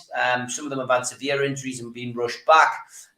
But the local lads, the Geordie lads, and, you know, I guess, you know, there is a lot of mileage in that, I think, Mitch. We talked about this on Wednesday night, and on Geordie's there, and I thought Stu was very frank in his opinion about what he felt about it, and I can see why he feels, you know, that it's not time for sentiment. We want to move forward and we want to move on, and if you're not up to scratch, then we'll look elsewhere. And I think you could make that argument. One thing that stands out for me is over the last 3-4 years, or 5 years, maybe even, you could even see over the entire Ashley period, really, but particularly in the last 4 or 5 years, our squad management has been nothing short of appalling. And squad management means you've got to have players in there classed as homegrown too. And they don't necessarily have to be young'uns in there too who would be classed as homegrown. And therefore are able to play at the top level, fill a squad place, and fill a squad building requirement for the Premier League. And so we've got to be thinking about things like that as well. It's not as simple as just signing everybody you can and sticking them in the 25. There are little rules that we've got to think about and keep thinking about for the longer term. And so that could park one area of the squad management for another couple of years that we don't have to worry about. Yeah. And so, you know, it then allows Eddie Howe to be more free in other things in other areas. And like I said, if for example we're building up players like Mickey to keep them on and let them grow, again suddenly we'll be able to strategically pick players and spend more money on individual players, and therefore the squad will develop better as a whole, and we'll have, you know, a couple more Brunos in, for example. The sky then becomes the limit. Steve, does it mean that we're lacking ambition by tying these players down, as Daz suggests? No, not necessarily. I think it possibly could be viewed as very, very good, sensible business decision. They both have a value. They'll not have a value if you let them go on a free, but they'll have a value if you give them a contract. And then you're giving them the opportunity. Dummett hasn't had the opportunity for the last season and a half through injury. But whenever he's played, I always thought he's very much like Target. He's a 7 out of 10er, you know. And those type of players are few and far between. And with Sean, I think you're bringing in the continental midfielders. But I think that Sean is the type of intelligent footballer who can learn an awful lot and learn quickly. And I think he's the sort of player of the few that we have in the midfield who will be willing to learn and willing to take on a role. And I think he's adaptable.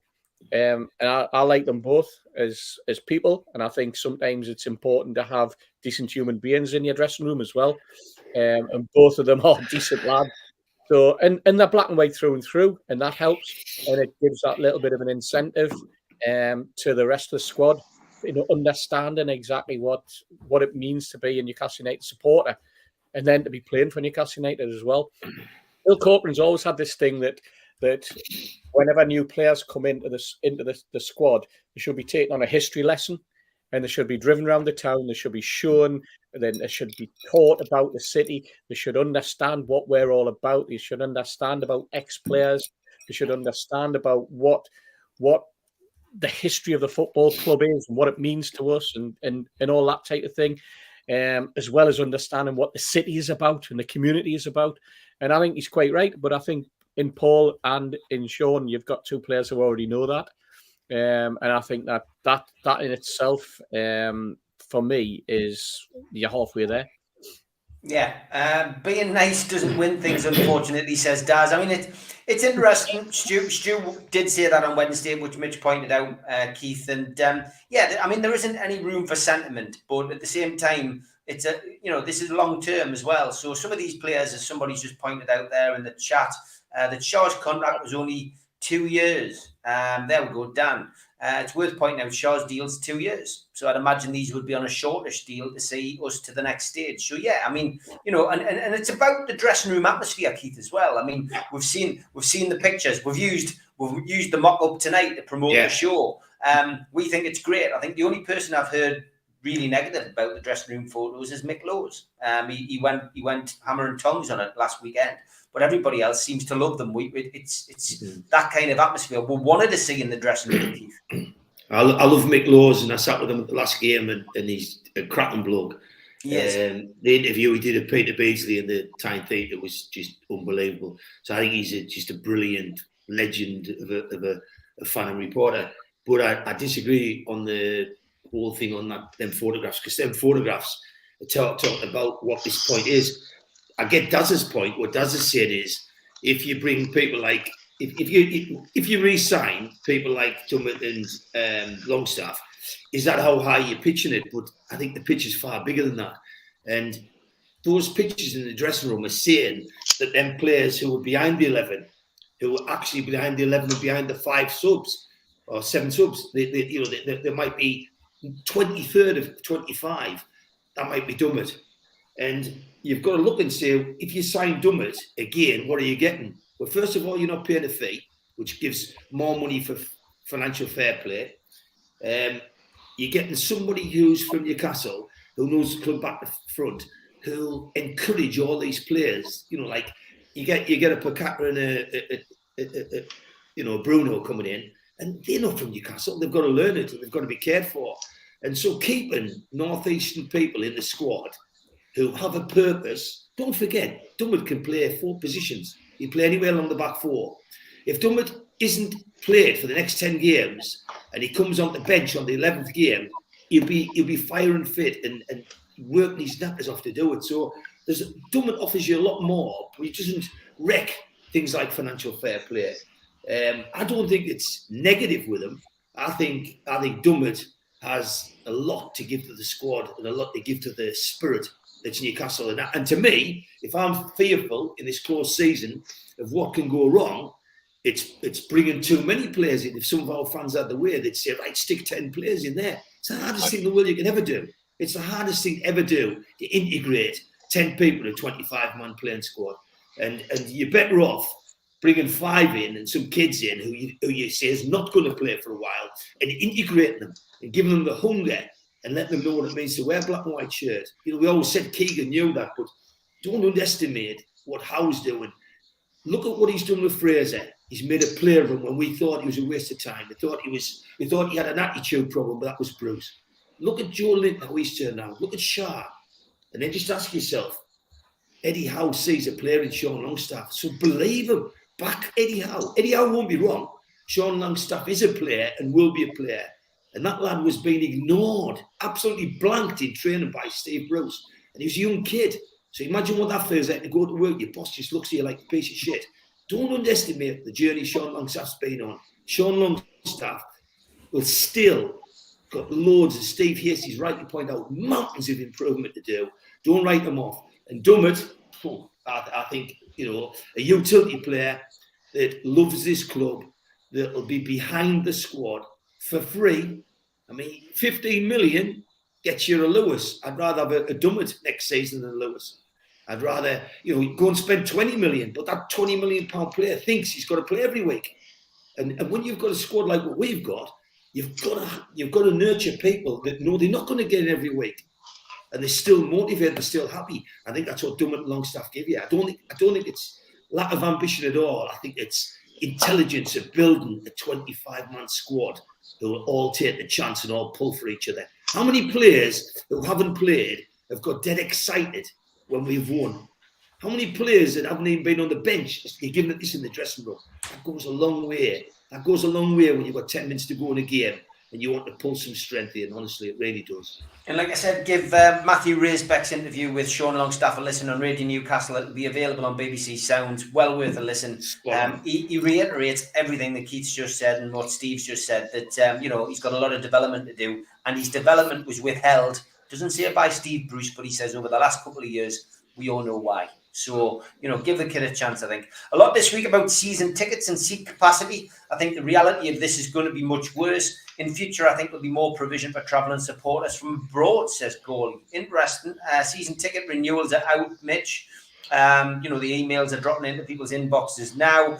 Bit of moaning I've seen from people who were on the 10-year deal about ticket prices for some people going up. It's the reason behind it is because of, depends on when you took your season ticket out. But, you're going to get world-class football. You're going to get, games where we're actually competing. You're going to get football that you want to watch. But I have seen some people on Twitter complain about it. But I do think that the fact that the 10-year deal was there, my understanding was that if you got an extension to 13, which is now 14 due to the COVID situation that we went through, the 9 and 8 year deals have ended, and that's the confusion. That basically is the confusion out there, So ultimately, from my perspective, I think, if you're going to get great football, an extra couple of £100 a season, you're going to have to bite this. And if not, there'll be somebody there to take your place.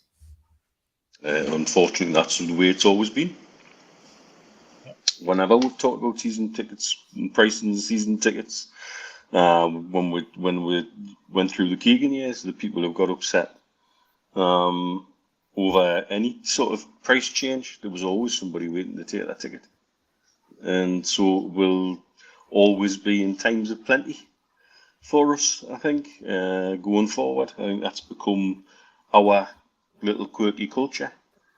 In terms of the clamour for a season ticket, to guarantee your seat to get to the game. I think it is something peculiar to us, born out the Keegan years. And you're quite right, and when you look and see what some clubs are charging for season tickets, I think going forward, we're still not getting that bad a deal. But it's difficult to talk in current times about price increases. I guess it just isn't a good look, is it? And so it's a difficult one. It's always very, very difficult. Whether we're talking about season tickets or away tickets and loyalty points and things like that, it is really, really difficult to have these conversations, because we know what history tells us is going to happen. If you give your seat up, there's going to be somebody there to take it. Go back to when our good mate Colin Whittle and the man below us here were involved in Save Our Seats and all of that.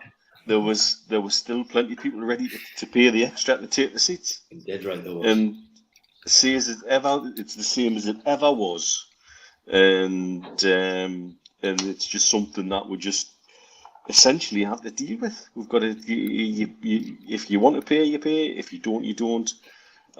There are massive conflicts, but this is again classic Ashley era stuff to get people in and to sell things, and half season tickets, 10-year deal, 8-year deal, 4.5-year deal on every other Thursday. It was that shopkeeper mentality is the way they're selling, and now as they're ending, it's very, very difficult. I suspect the current owners are tearing their hair out because of these things, because these are now their problems to deal with. Yeah, Steve, but this is where communications with supporters becomes vital. We have made a good start on the communication side with the club, but by their own admission, they are going to be doing more. We saw a much publicised photograph of the Supporters Trust, with the likes of Alex and Thomas Corcoran and etc., standing with Amanda and Mirdad. I've been, lucky enough to meet up with them a couple of times since they came in, and I know the other supporters. But that's going to be vital, isn't it, when it comes to deciding on the big issues, Steve? Having some kind of fans forum or whatever, Oh, yeah. There's so much to talk about with the club. if they want to get things right or if they want to keep everybody happy. But you're never, ever going to keep everyone happy. There's a group of fans who constantly want away fans brought downstairs to be nearer the pitch. And that's an ongoing conversation that's been going on for a number of years. And yet they forget that will have an impact on fans who are currently sitting in the seats where they think the away fans will go. So that causes disruption. Then you've got the fans who think we should have safe standing. And they think that then you start talking about safe standing, and then the conversation has to move on to, well, where would it be? And then the impact that it has on people in that particular area that everybody thinks should be allocated for safe standing, who like to sit there and have been sitting there for many, many years. So that's a conversation, and that's a dialogue, and that's a potential banana skin. And then you've got, as somebody pointed out there, who's been on a scheme or hasn't been on a ticket scheme, and they're paying £600 for a ticket, and the lad next to him's going, watching the same match, and he's paying £400 in the ticket because he signed up to have his ticket for 10 years or 13 years or 14 years or what it happens to be. And then that causes, because every situation causes a knock-on effect. And this is where, as we've said, right from back in 2011, when you and Mitch and myself and Bill and Zara were pushing the club to communicate and just listen, and we had other people in the fan base who were saying you should never talk the club ever again. The club has no right, that don't listen to them, don't talk, they don't deserve it. And this it's just causes conflict, it causes anger, it causes resentment. But thankfully, we're hopefully going to get over all of that, and we're going to be in a situation where the club is going to interact with supporters right across the board, is going to listen, and then it's going to formulate its own dimension to how it wants the club to move forward on all of those different avenues, whether it's ticketing, whether it's away ticketing, I was surprised last year when I went to the ticketing group to find out that there were fans who had away season tickets. I'd never heard about that, but there's been a situation with an away season ticket for a number of years. These are people, and again, it's like a residual thing. It's something that was around many, many years ago, and it's just carried on for a group of probably 15 or 20 people. And maybe it's not even that now. But that was a surprise to me. So it's always going to be a surprise to plenty of other people when other things come out, But this is the nature, and this is the headache that the club's going to have. I just hope that behind the scenes, they've got good people advising them, good people pointing them in the right direction, and that they are the people who are getting that ear for the right reasons and putting in not just what their own agenda, but the agendas of everybody across the board, because there's an awful lot of people that deserve to be listened to, but they're never, ever going to get it all right. It's going to be physically impossible to get it all right. And that's where we end up with the discussion that we've got now about season ticket price. Some people are still going to be on 400 and other people are going to be on 600.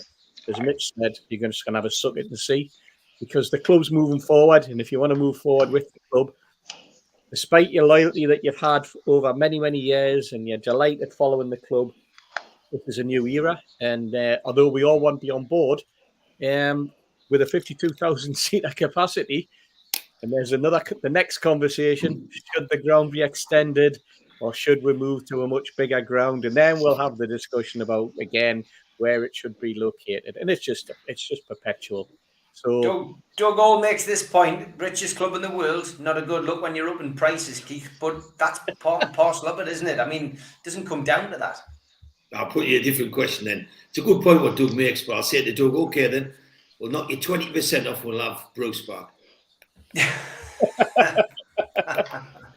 Yeah, look, you've just got to accept that this is where we're at now, and as Steve Hasties elegantly put, it's a new era, and that is where we're at, and you've just got to enjoy it. If you can get in, you get in. If you can't, you can't. But we've just got to sit back, and we've got to enjoy it, folks, for what it is. We wanted this for long enough.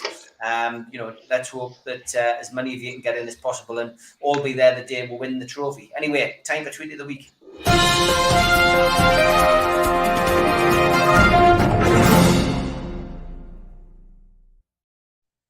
tweet of the week, where we all troll the internet and tend to send this to each other on the WhatsApp group, and quite a few to get through this week. Mark Byers said the Chrissy Waddle perm is back and it's in Arkansas.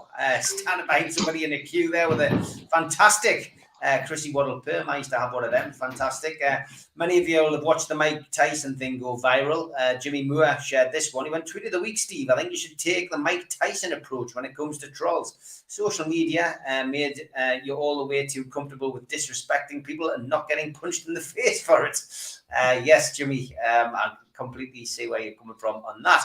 Jerry says, don't think this has ever been done, lads, but this here was one of the funniest things I've read on Twitter today after the win. It's my tweet of the week. And it was from Jason Elliott. He goes, lovely seeing fans of other clubs rattled. We've only just farted. Wait until we do a massive shit. Very good. Very good. Alan Shearer is quite vocal on Twitter these days, and he had a bit of banter with Bruno. You're making it look easy, man. Keep up the great work. And Bruno replied, I watched your DVD, boss. Brilliant stuff. Mr. Patterson shared this one. I love this. He says how apt, and it was Amanda's head placed on the top of the Angel of the North. Fantastic. Yeah, love that bit of Photoshop, and it's always good. Alfie Joelinton Enjoyer said, I genuinely think Eddie Howe would be able to make this man look good. Riviera, I'm not sure, might be pushing it a little bit too far, but you never know.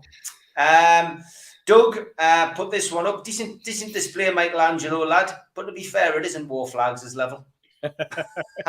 he then went on to say that he got told off for taking the pick in the Sistine Chapel. He says, I apologise to a very angry God. He saw me in UFC tattoos. He said, Newcastle. I smiled and said, Lazio. He smiled and we both said Gaza and had a little hug, and then he let me off. So football is the universal language.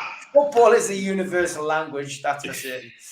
Keith Downey as well put this one out about Eddie Howe from his press conference when Mirdad and Jamie Rubin and a few others were on the pitch. And he says, great to see them enjoying the experience. Owning a football club is a very stressful business. And at the moment, and the moments of happiness are quite rare. They've got some skills, haven't they? They could be getting a call up. So watch this space. Will Mirdad and Jamie be putting on the black and white strip for the end of season? That's what we used to do on the Sunday League. Give everyone a run out. He took his own boots. I noticed that. He did. He was well prepared. Mitch sent this one over. The tweet of the week: Glazers out. Just more misery at Manchester United, isn't it, Mitch? Over the course of the last few. The best bit is how that is totally misspelled. And if it's Photoshop, I don't care. It's flipping hilarious. Still funny, mate. Still funny. Absolutely brilliant. This one, the second tier, but Steve Bruce is confirmed to be staying on as West Brom manager next season. Every West Brom fan before the game. And 2 hours of this is basically what the caption says at the bottom. And I think we can all agree with that sentiment. Mark Jobson put this up. Same vibe.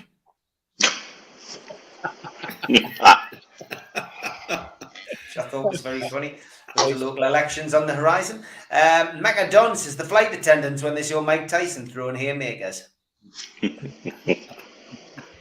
Definitely. I've been on a few flights where she wished Mike Tyson was on board, I can tell you that. Vince Smith put this up. Proper Angel wore Amanda, put the Sunderland Academy results. And then Vince Smith put jealous. I do not think you want to talk about your owners. Enjoy League One again. And yeah, they've got a big game tomorrow, haven't they? I didn't realise how far away they were from the playoffs. Andrew Malloy says, tweet of the week. The league should consider themselves fortunate that NUFC gave them a 4-month head start. I did like that one. This was very close to being the tweet of the week, and it's a succession of tweets that I found. Jeff Hutchinson, Manchester United fan. The sooner the Saudi owner takes over, the better. Let's hope it happens, he says. The Saudi rumour mill is up and running again. Let's hope. 2019.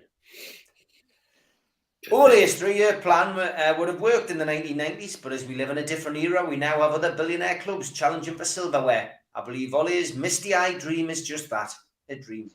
It's only the Saudis that can make United relevant again. Jeff Hutchinson, 2022. Fans praising Eddie Howe. How about praising the blood money being injected into your club? That's what saved Newcastle, really. What a Oh my God! What a Oh price. my God! The Price hypocrisy. The hypocrisy. Straight out of the Miguel Delaney School of Hypocrisy. It was, yes. Kenny Ranson put once upon a time and in the prime of my life, but now I'm old and falling apart. There's nothing I can do. I totally shit when I fart.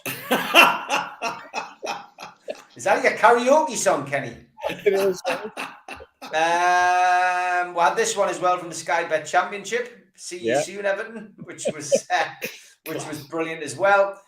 This one was on Lad Bible. David Shepherd pointed it out. He says, "What a nickname!" And this is a darts player who's called Owen the Master Bates. Think he needs to rethink that one. Harry Cross, absolutely gutted to be going down. Like, it's all the Premier League's fault for allowing the Newcastle takeover. Bloody hell, honestly. It's all your manager's fault, I'd say. The winner this week was this one from Liam. He goes, "The thought of Paul Dummett smashing the ball in the back of his own net and literally the home and away end going mad is football in its purest form." Of course, talking about our game against Burnley when Newcastle lose 1-0, Paul Dummett scores an own goal and sends Everton down. Fantastic. Really good stuff. Keep them tweets coming in. We always enjoy them. We'll have a look out for them as well. Thanks for everybody who sent them in.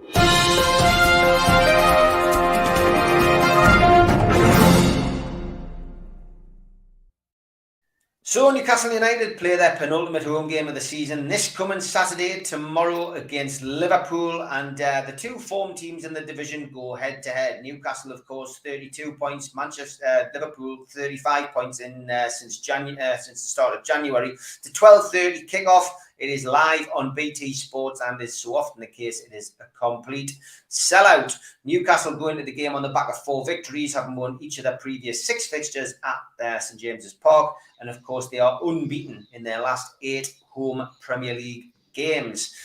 Since a 2-0 home win in December 2015, when Jurgen Klopp had been in post barely 2 months, Newcastle have had 10 fruitless attempts at beating Liverpool, losing 6 and drawn the other 4. As I always mention, Newcastle's finest bar, the Dog and Parrot, will be hosting Supermac. He'll be there at 11 o'clock tomorrow pre-match and 3 o'clock post-match. Now, I still think that Trippier will play, but according to the press conference today, Ryan Fraser, Kieran Trippier and Callum Wilson remain unavailable. I've just had a sneaky suspicion this would be the game that he'd be played. And who knows, is there a bit of killerology there? It's just a gut instinct that I've got. As for Liverpool, Firmino misses out.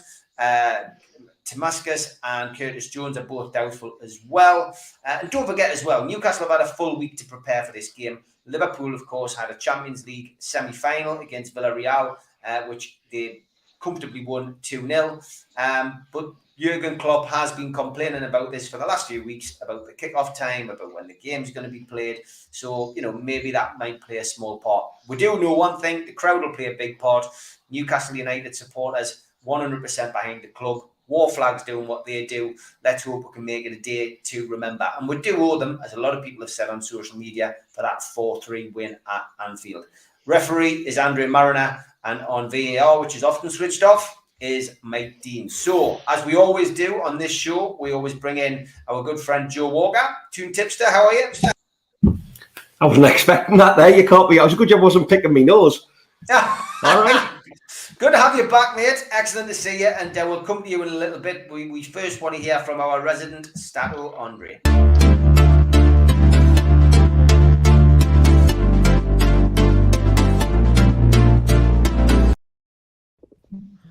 Hello, amigos, and welcome back to Keith. Welcome also to little Tony, who's been crying out loud for the past 15 minutes and didn't leave me alone, so I have to record with him here. What a game against Liverpool tomorrow. Maybe the best Liverpool squad in their history, fighting for an unprecedented quadruple. And the Premier League title may well be decided by Newcastle, who play both Liverpool and Man City in the space of 1 week. So, what are the stats for tomorrow? We are 10 games on a 10-game winless streak against Liverpool. Our last win coming back in December 2015, when Jurgen Klopp has just arrived at Anfield. He just signed his new contract there, so what a better time to repeat our win. The good omen is that Andre Mariner was the referee back then in December 2015 when we won with 2 goals by Gini Wijnaldum, and he is also the referee tomorrow. In between these 2 games, as I said, there are 10 games played between the 2 sides, 4 draws and 6 defeats for Newcastle, who at the same time have 6 consecutive wins at St. James's Park in the Premier League and are undefeated there since December, when Man City scored 4 against us. The record for most consecutive wins at St. James's Park in the league is held by Kevin Keegan's Great Entertainers from the 95-96 season.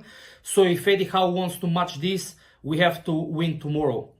At the same time, Liverpool have 7 clean sheets in their past 8 league games, with only Man City managing to score against them. So a fantastic game tomorrow. I think we stand our chances, and if we win, we also have 5 wins in the Premier League in a row, both home and away, for the first time since 2014, when we managed to achieve this with Alan Pardew in charge. And the 5 wins then at the time included a 1-0 win against Liverpool. If you remember, Jose Perez scored the goal.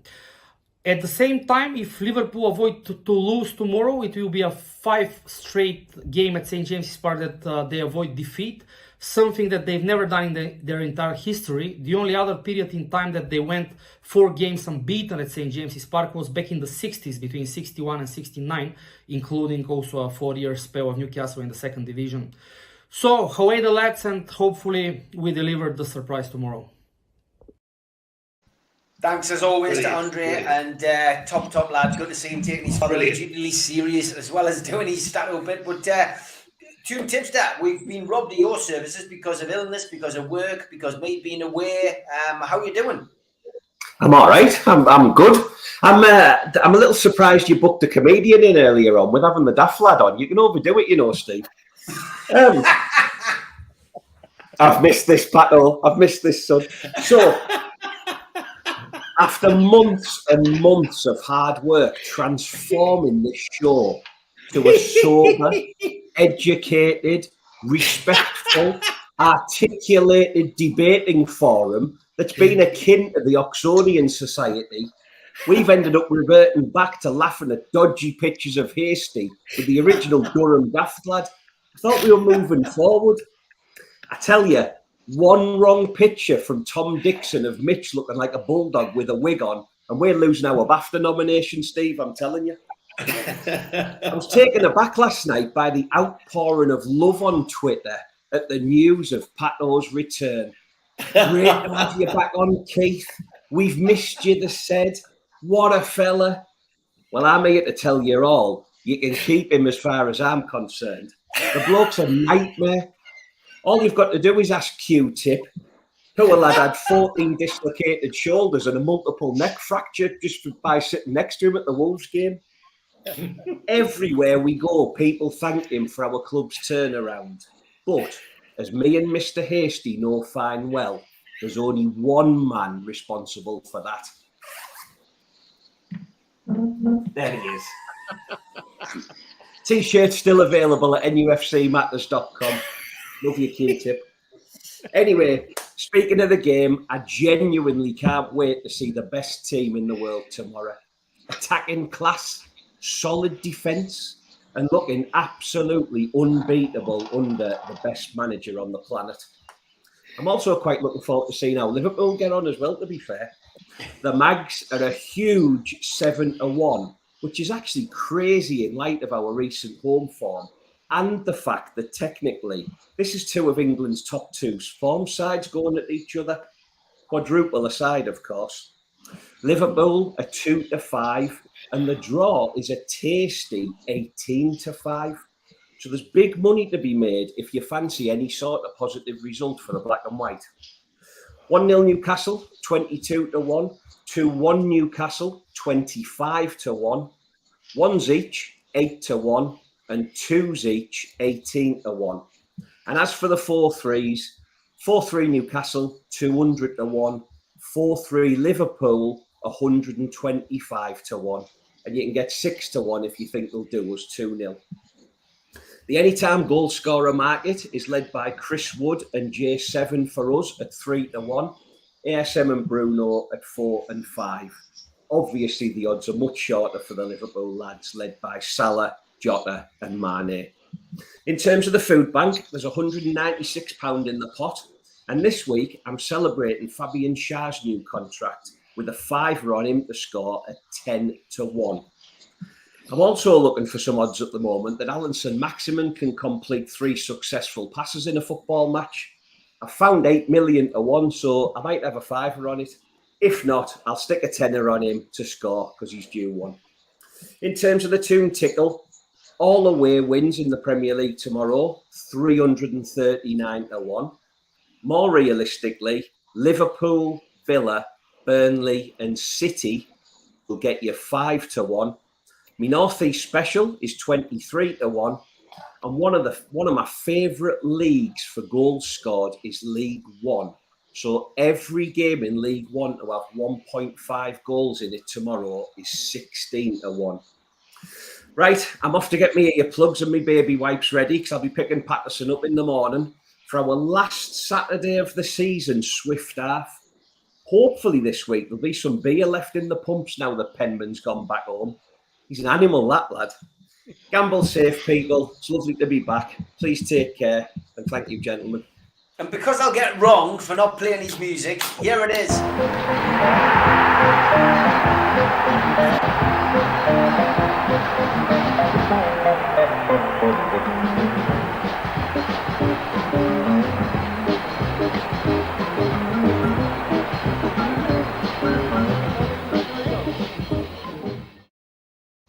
Thanks, mate. Great job as always. And as he says, please bet sensibly and safely. I did get this tweet from Merseyside Mags, and of course, he's the other half's a Scouser, as is Chris Hall, who does our show and Loaded.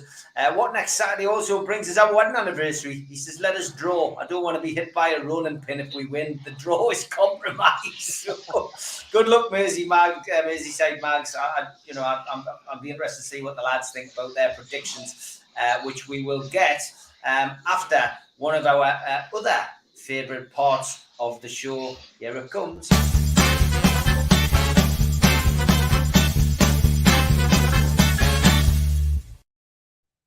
NUFC Matters will not be responsible for anything which is shown in this particular segment of the show. They get sent in by fans and supporters, and some get sent in by Keith Patterson. I didn't mean to say that last bit. Keith says he's not going to laugh at this, but every time he laughs at a photograph, he has to buy Steve Hasty a pint. So, without further ado, here is your lookalike. So, 6 or 7 months later, that's what they reckon Manchester United's new manager is going to look like, which was scarred for life. Thank you for pinging that one over. This was just, it could have gone in Tweet of the Week or whatever, but I reckon this is what Dominic Calvert-Lewin's going to look like at Blackpool away next season, which is good. Okay, into the more serious ones now. Lee sent us this. He says, this is my lookalike. He says, when I saw the guy tying himself to the goalpost at Everton game, I thought to myself, he looks very familiar. It's finally come to me where he comes from. It's the Troll of the Week animation and the guy from the Stop Oil protest. Very good, that, Lee. That is excellent, mate. Very, very good. Those of you who follow Gary Neville and Jamie Carragher on Twitter will have seen a little backwards and forwards between the guys, which a lot of people got involved in. This is just a small selection of lookalikes which people put on there, and it all started because Gary Neville compared him to Jim Bowen with his new hairstyle, which a lot of people then got involved in. This one was sent by Adventure Dog. It says, my dog looks like a good Jim Bowen, which I thought was excellent. But yeah, get yourself onto Gary Neville's Twitter and you will see that there's a lot more. I could have done a whole show on that, to be perfectly honest. Tom Dixon's been busy as always. Left Steve Hasty out of it for a change. David Louise and Sideshow Bob. Thank you for that, Tom. You also sent us this one. Jurgen Klopp and Stephen Merchant, which I think we might have seen 1 or 2 times before, but it still has relevance. Lee sent this one. Very good, same hairstyle, similar hairstyle, which was good. This one was from Steve Bennett, Francesco Totti, and Bear Grylls. Yeah. Excellent. Excellent, that. Yeah, really good. This one from 100% Mags, Mbappe and ex-Brazil keeper Dida. That's amazing, that. It is. Wow. Almost separated at birth. Very, very good. We start going in from the sublime to the ridiculous now. This one, it looks as if that's been made. That is brilliant. And then, of course, when the news broke, when the news started to break about Keith being on the show, there was suddenly an influx of new kind of images, etc., started to come through. So I'm building up to it slowly but surely. So this one was Remy from Ratatouille and Toon Tipster. Do you like that one, Joe? I love Ian's work, but that baffled me, I must be honest. Okay. This is the last one. 100% Mags, Carlton Palmer and Jacob Anderson. Again, very good. Yeah, aye. Now, this one comes from somebody we met when we did the protest down in London. And this person posed for a photograph because Keith and I felt that it looked a bit like Steve.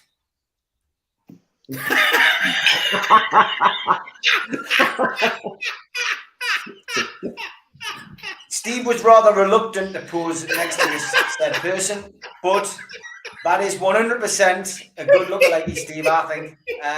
Followed by this from Sam Chipperfield.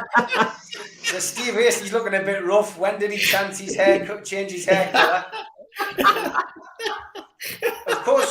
Of course, when we end up with this kind of situation, it does get worse. Michael said, "I'm sure I've just seen Steve Hasty on the bus."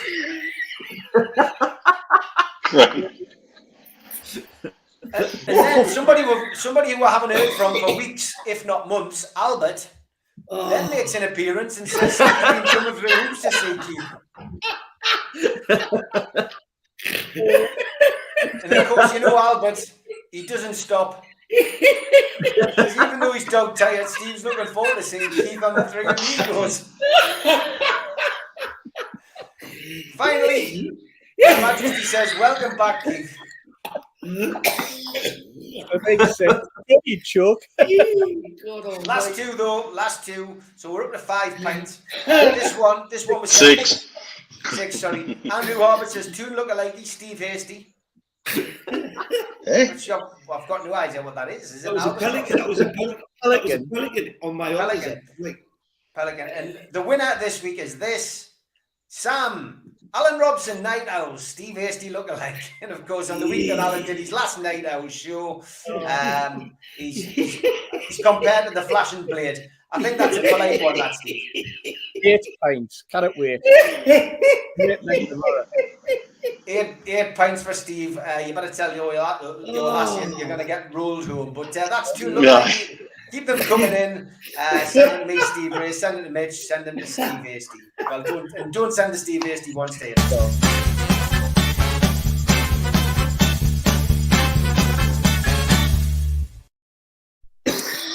And that, guys, please, the Woke Brigade, that is just a bit of fun. We all enjoy it. We're not laughing at anybody in those photographs or anything like that, but please just we're laughing at Steve. He's laughing at Hasty. Yeah. Please enjoy it for what it is. Okay, Newcastle play Liverpool. I'm going to come to Mitch last because we love the suspense of the dice.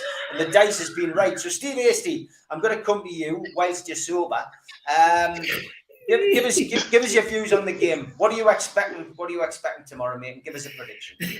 Well, Clough said he's going to make changes, or he intimated that he was going to make changes. Probably means he won't make any changes at all because they've only got a quick man squad, apparently, you know. So it's a shame that he gets comfortable. But no, seriously, it's always a great game against Liverpool. It's always a good atmosphere. Their fans always put their heart and soul into it. You know, they follow the club through thick and thin, just like we do. I'm looking forward to the game. I love watching opposition players of the quality of Salah and Mane. They're unbelievable players. Defensively, you know, they're so strong. But that doesn't necessarily mean they're not beatable. You know, we've had a week to work on it. We can really, really, you know, if we've got a plan and we stick to it, we can really do something. I think I think what tends to happen with them is that the midfield plays to protect the back four and protect the back two, basically. What's he laughing at? Look at him, he's still creased up. Protect the back two to allow the wing backs and full backs to push on. And I think that if you can turn the midfield, if you can get the ball over the top and you can exploit the spaces that the two centre backs have having to make and cover when the full backs push forward, I think that's where the success can lie tomorrow. It's going to be an intriguing game if we've got the likes of Bruno who can get his foot on the ball and play passes like he did to Miggy in the last game, and if we can get exactly the same on the other wing and we can get balls to San Maximum, get them early, get him to pick the ball up early. If he's going to run with it, then make sure he's running against the best players that can exploit, and that's what I'm looking forward to. And I think we've got a win in us. I think we're going to have a say in the championship. And I think we've got a win in us tomorrow. And I'm going to go 1-0. 1-0. Okay. Joe, over to you, mate. Mutley, put that thing back in your mouth. I agree with You said that before. I agree with what Steve Hasty said. Stephen, in all seriousness, they're an absolute marvellous side. They're a pleasure to watch, and I think for me though, I'd almost wrote Newcastle off against Wolves. I didn't think we'd get anything against Leicester. I certainly didn't think we'd get anything against Crystal Palace, and lo and behold, we went and beat them all. So I'm looking forward to it tomorrow. I love seeing good players, and I know you talked earlier about seeing better players around Bruno, who he's going to be playing with. I think it'll be interesting tomorrow, possibly for the first time, to see him playing against some of the best players in Europe, if not the world. So, yeah, let's see. Why not? I'm going to go up in the morning if the trains are running. I'm going to get smashed. I'm going to avoid the daft lad as much as I can. And I think Newcastle win 3-0 tomorrow. Jesus Christ, and that's before you've had a drink. That's a four by all these beers. Keith, go on then. What's your take on tomorrow? Yeah, I'd love to put a sensible speech together like Steve Hasty, but I can't. I was just sitting, just giggling. I'm just sitting there like, I think I've paid myself. I think, can I get these two quick shout outs? Quick shout out for Rob Bailey, whose messages. Great to see you back on the show, mate.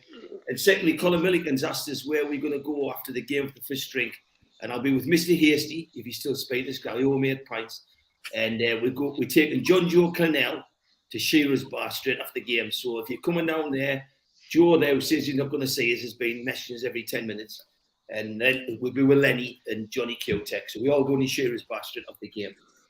Tomorrow, oh God, I love to be positive, and I am going to be positive, but don't underestimate. They're a great side. You know, when you watch the Man City game during the week, anyone could have won that, but you just knew Liverpool were going to wipe them away. And Klopp's shouted his mouth this week. He's talked about our game. He's talked about winning the quadruple and all the rest of it. So he's still thinks they're going to walk this tomorrow, and we could get battered. But look at the home form. Look at the spirit. Look at the pressure on them that's not on us. Look at the fact that the Brunos, St. Maxim, there's still more to come. And you just look at that your team, and if they click the way they all didn't click at Spurs, I'm saying it's going to be tight. And then if we get that first goal, I think we'll win 2-1, 25-1 off daft lad in the bottom corner. But he knows that. He just knows that 2-1's probably the result that's going to happen. So that's what I'm going to go for. Don't bet, like he says, don't throw your money out tomorrow because emotion can't take you over. But it's going to be tough. It's going to be a hard game. And if we get a draw out of it, it'll be a cup final result. And with it being an early kickoff, it's going to be a great afternoon. It'll be like the end of the game season, like last game of the season tomorrow, because obviously Arsenal have been on a Monday night. So just go up and enjoy it. Just the main thing is go up, knowing that you can compete again. That's the biggest thing. Yeah, 100%. Okay, Mitch, over to you. Last but by no means least, and it's your turn to get the magic dice out.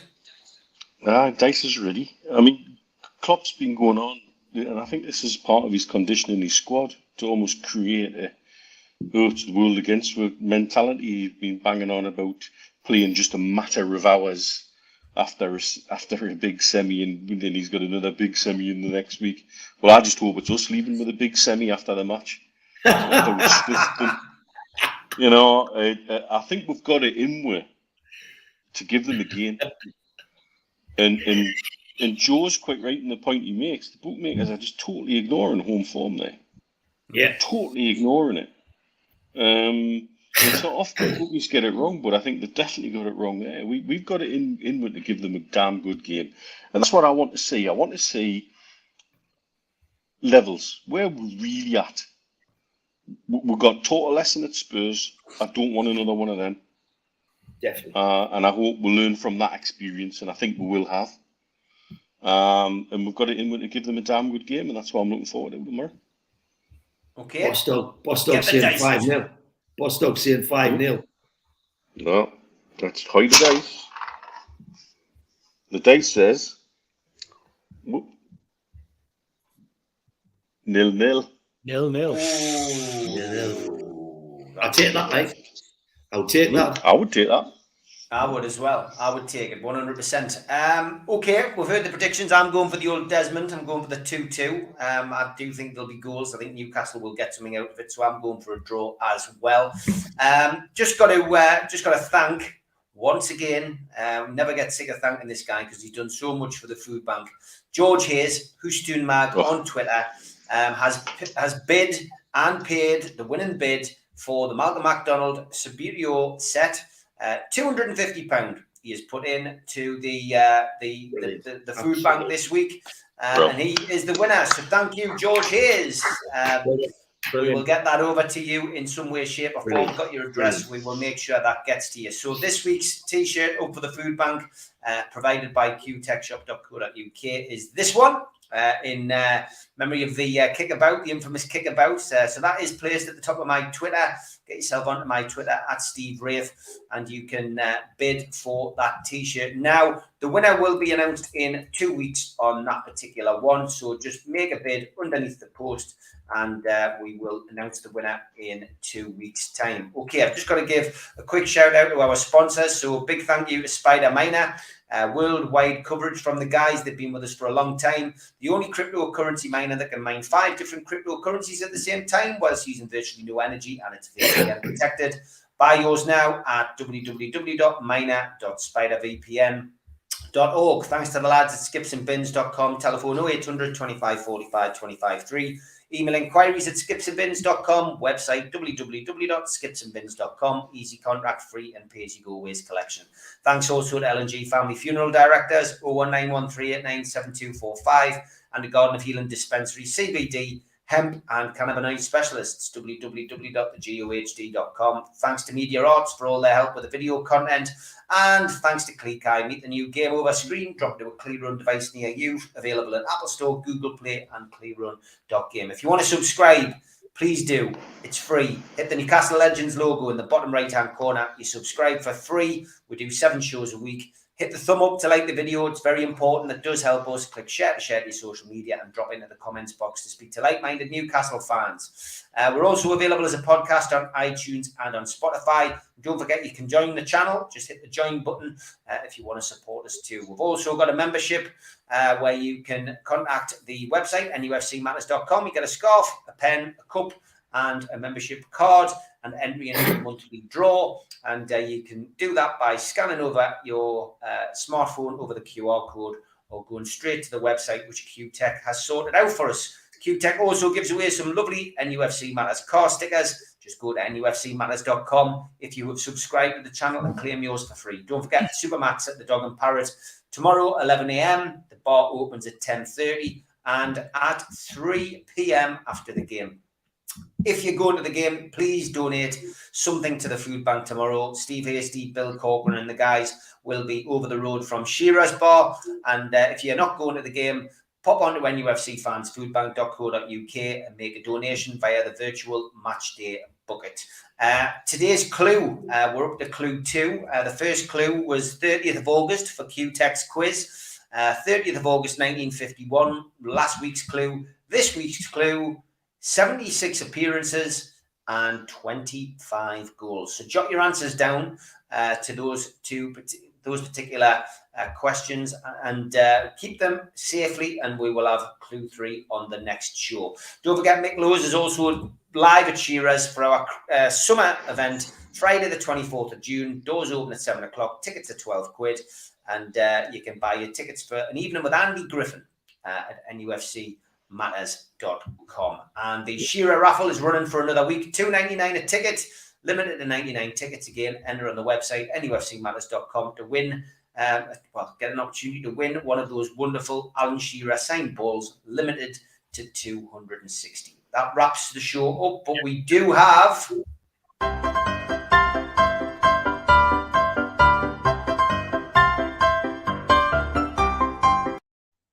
We do have an imposter, and this was sent to me on Twitter. Football on BT Sport. What a game. Who is that, Julie? Who is that? Where have they copied this idea from? This is a disgrace. BT Sports copying. Anyway, I do have a troll, and after a lot of well-educated trolls over the last few weeks, we've gone back to basics. Thank you, Dylan. 4 letters, 1 word, gold. Thanks, mate. It means a lot.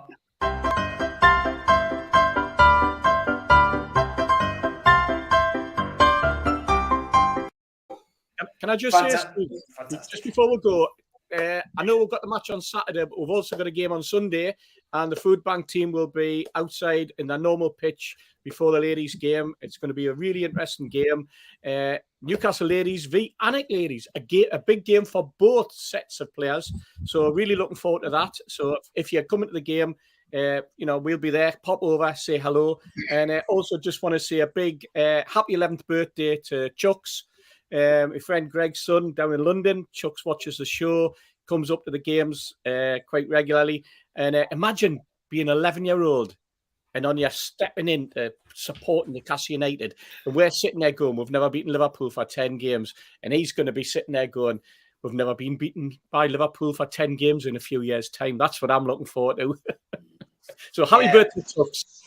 Fantastic. Happy birthday to you, Chucks, and I hope you have a fantastic day. Keith, good to be back. I just want to say thanks to everybody. The kindness this week was incredible. I was on holiday when a lot of the staff come through, so one of you must have done the announcement. But it's been massive. I can't believe the response. It's been humbling, and thanks to you lot, because it is an easy show to come on, and it's just been great fun. It's like, I said I'd give me word to the trolls that once I did my job, I would get out your face and drift in the background. I did, I kept my word. And tonight, to come back on, I've just thoroughly enjoyed it. The comments that's come up are they're massive. And some of them, I'm soft as shite inside. Some of them are like people thanking you, 6 months later, and it's just humbles you. So thank you. Thanks, Keith. Cheers, Steve. Goodbye. Well, you there's Chucks, by the way. You get one job and you don't do it. There is the photograph of Chucks. Yep. So thanks very much. And his mum and his sister. Fantastic. So have a great day, Chucks. Yeah, and Tune Tipster, happy to be back and see Keith on the screen again. There was 2 questions there. Happy to be back, absolutely. We all know the answer to the second one. Can I just leave you one thought? Go on. If you see him tomorrow, you'll see his dad there, Lenny. Never met a nicer man in your life. And he brought his mum one day, and she's an absolute superstar. So if you taught any owner of a dog at Crufts, they'll tell you they'll tell you buy a good dog and you buy a good bridge, but never guarantees you a straight pup. And that's the problem.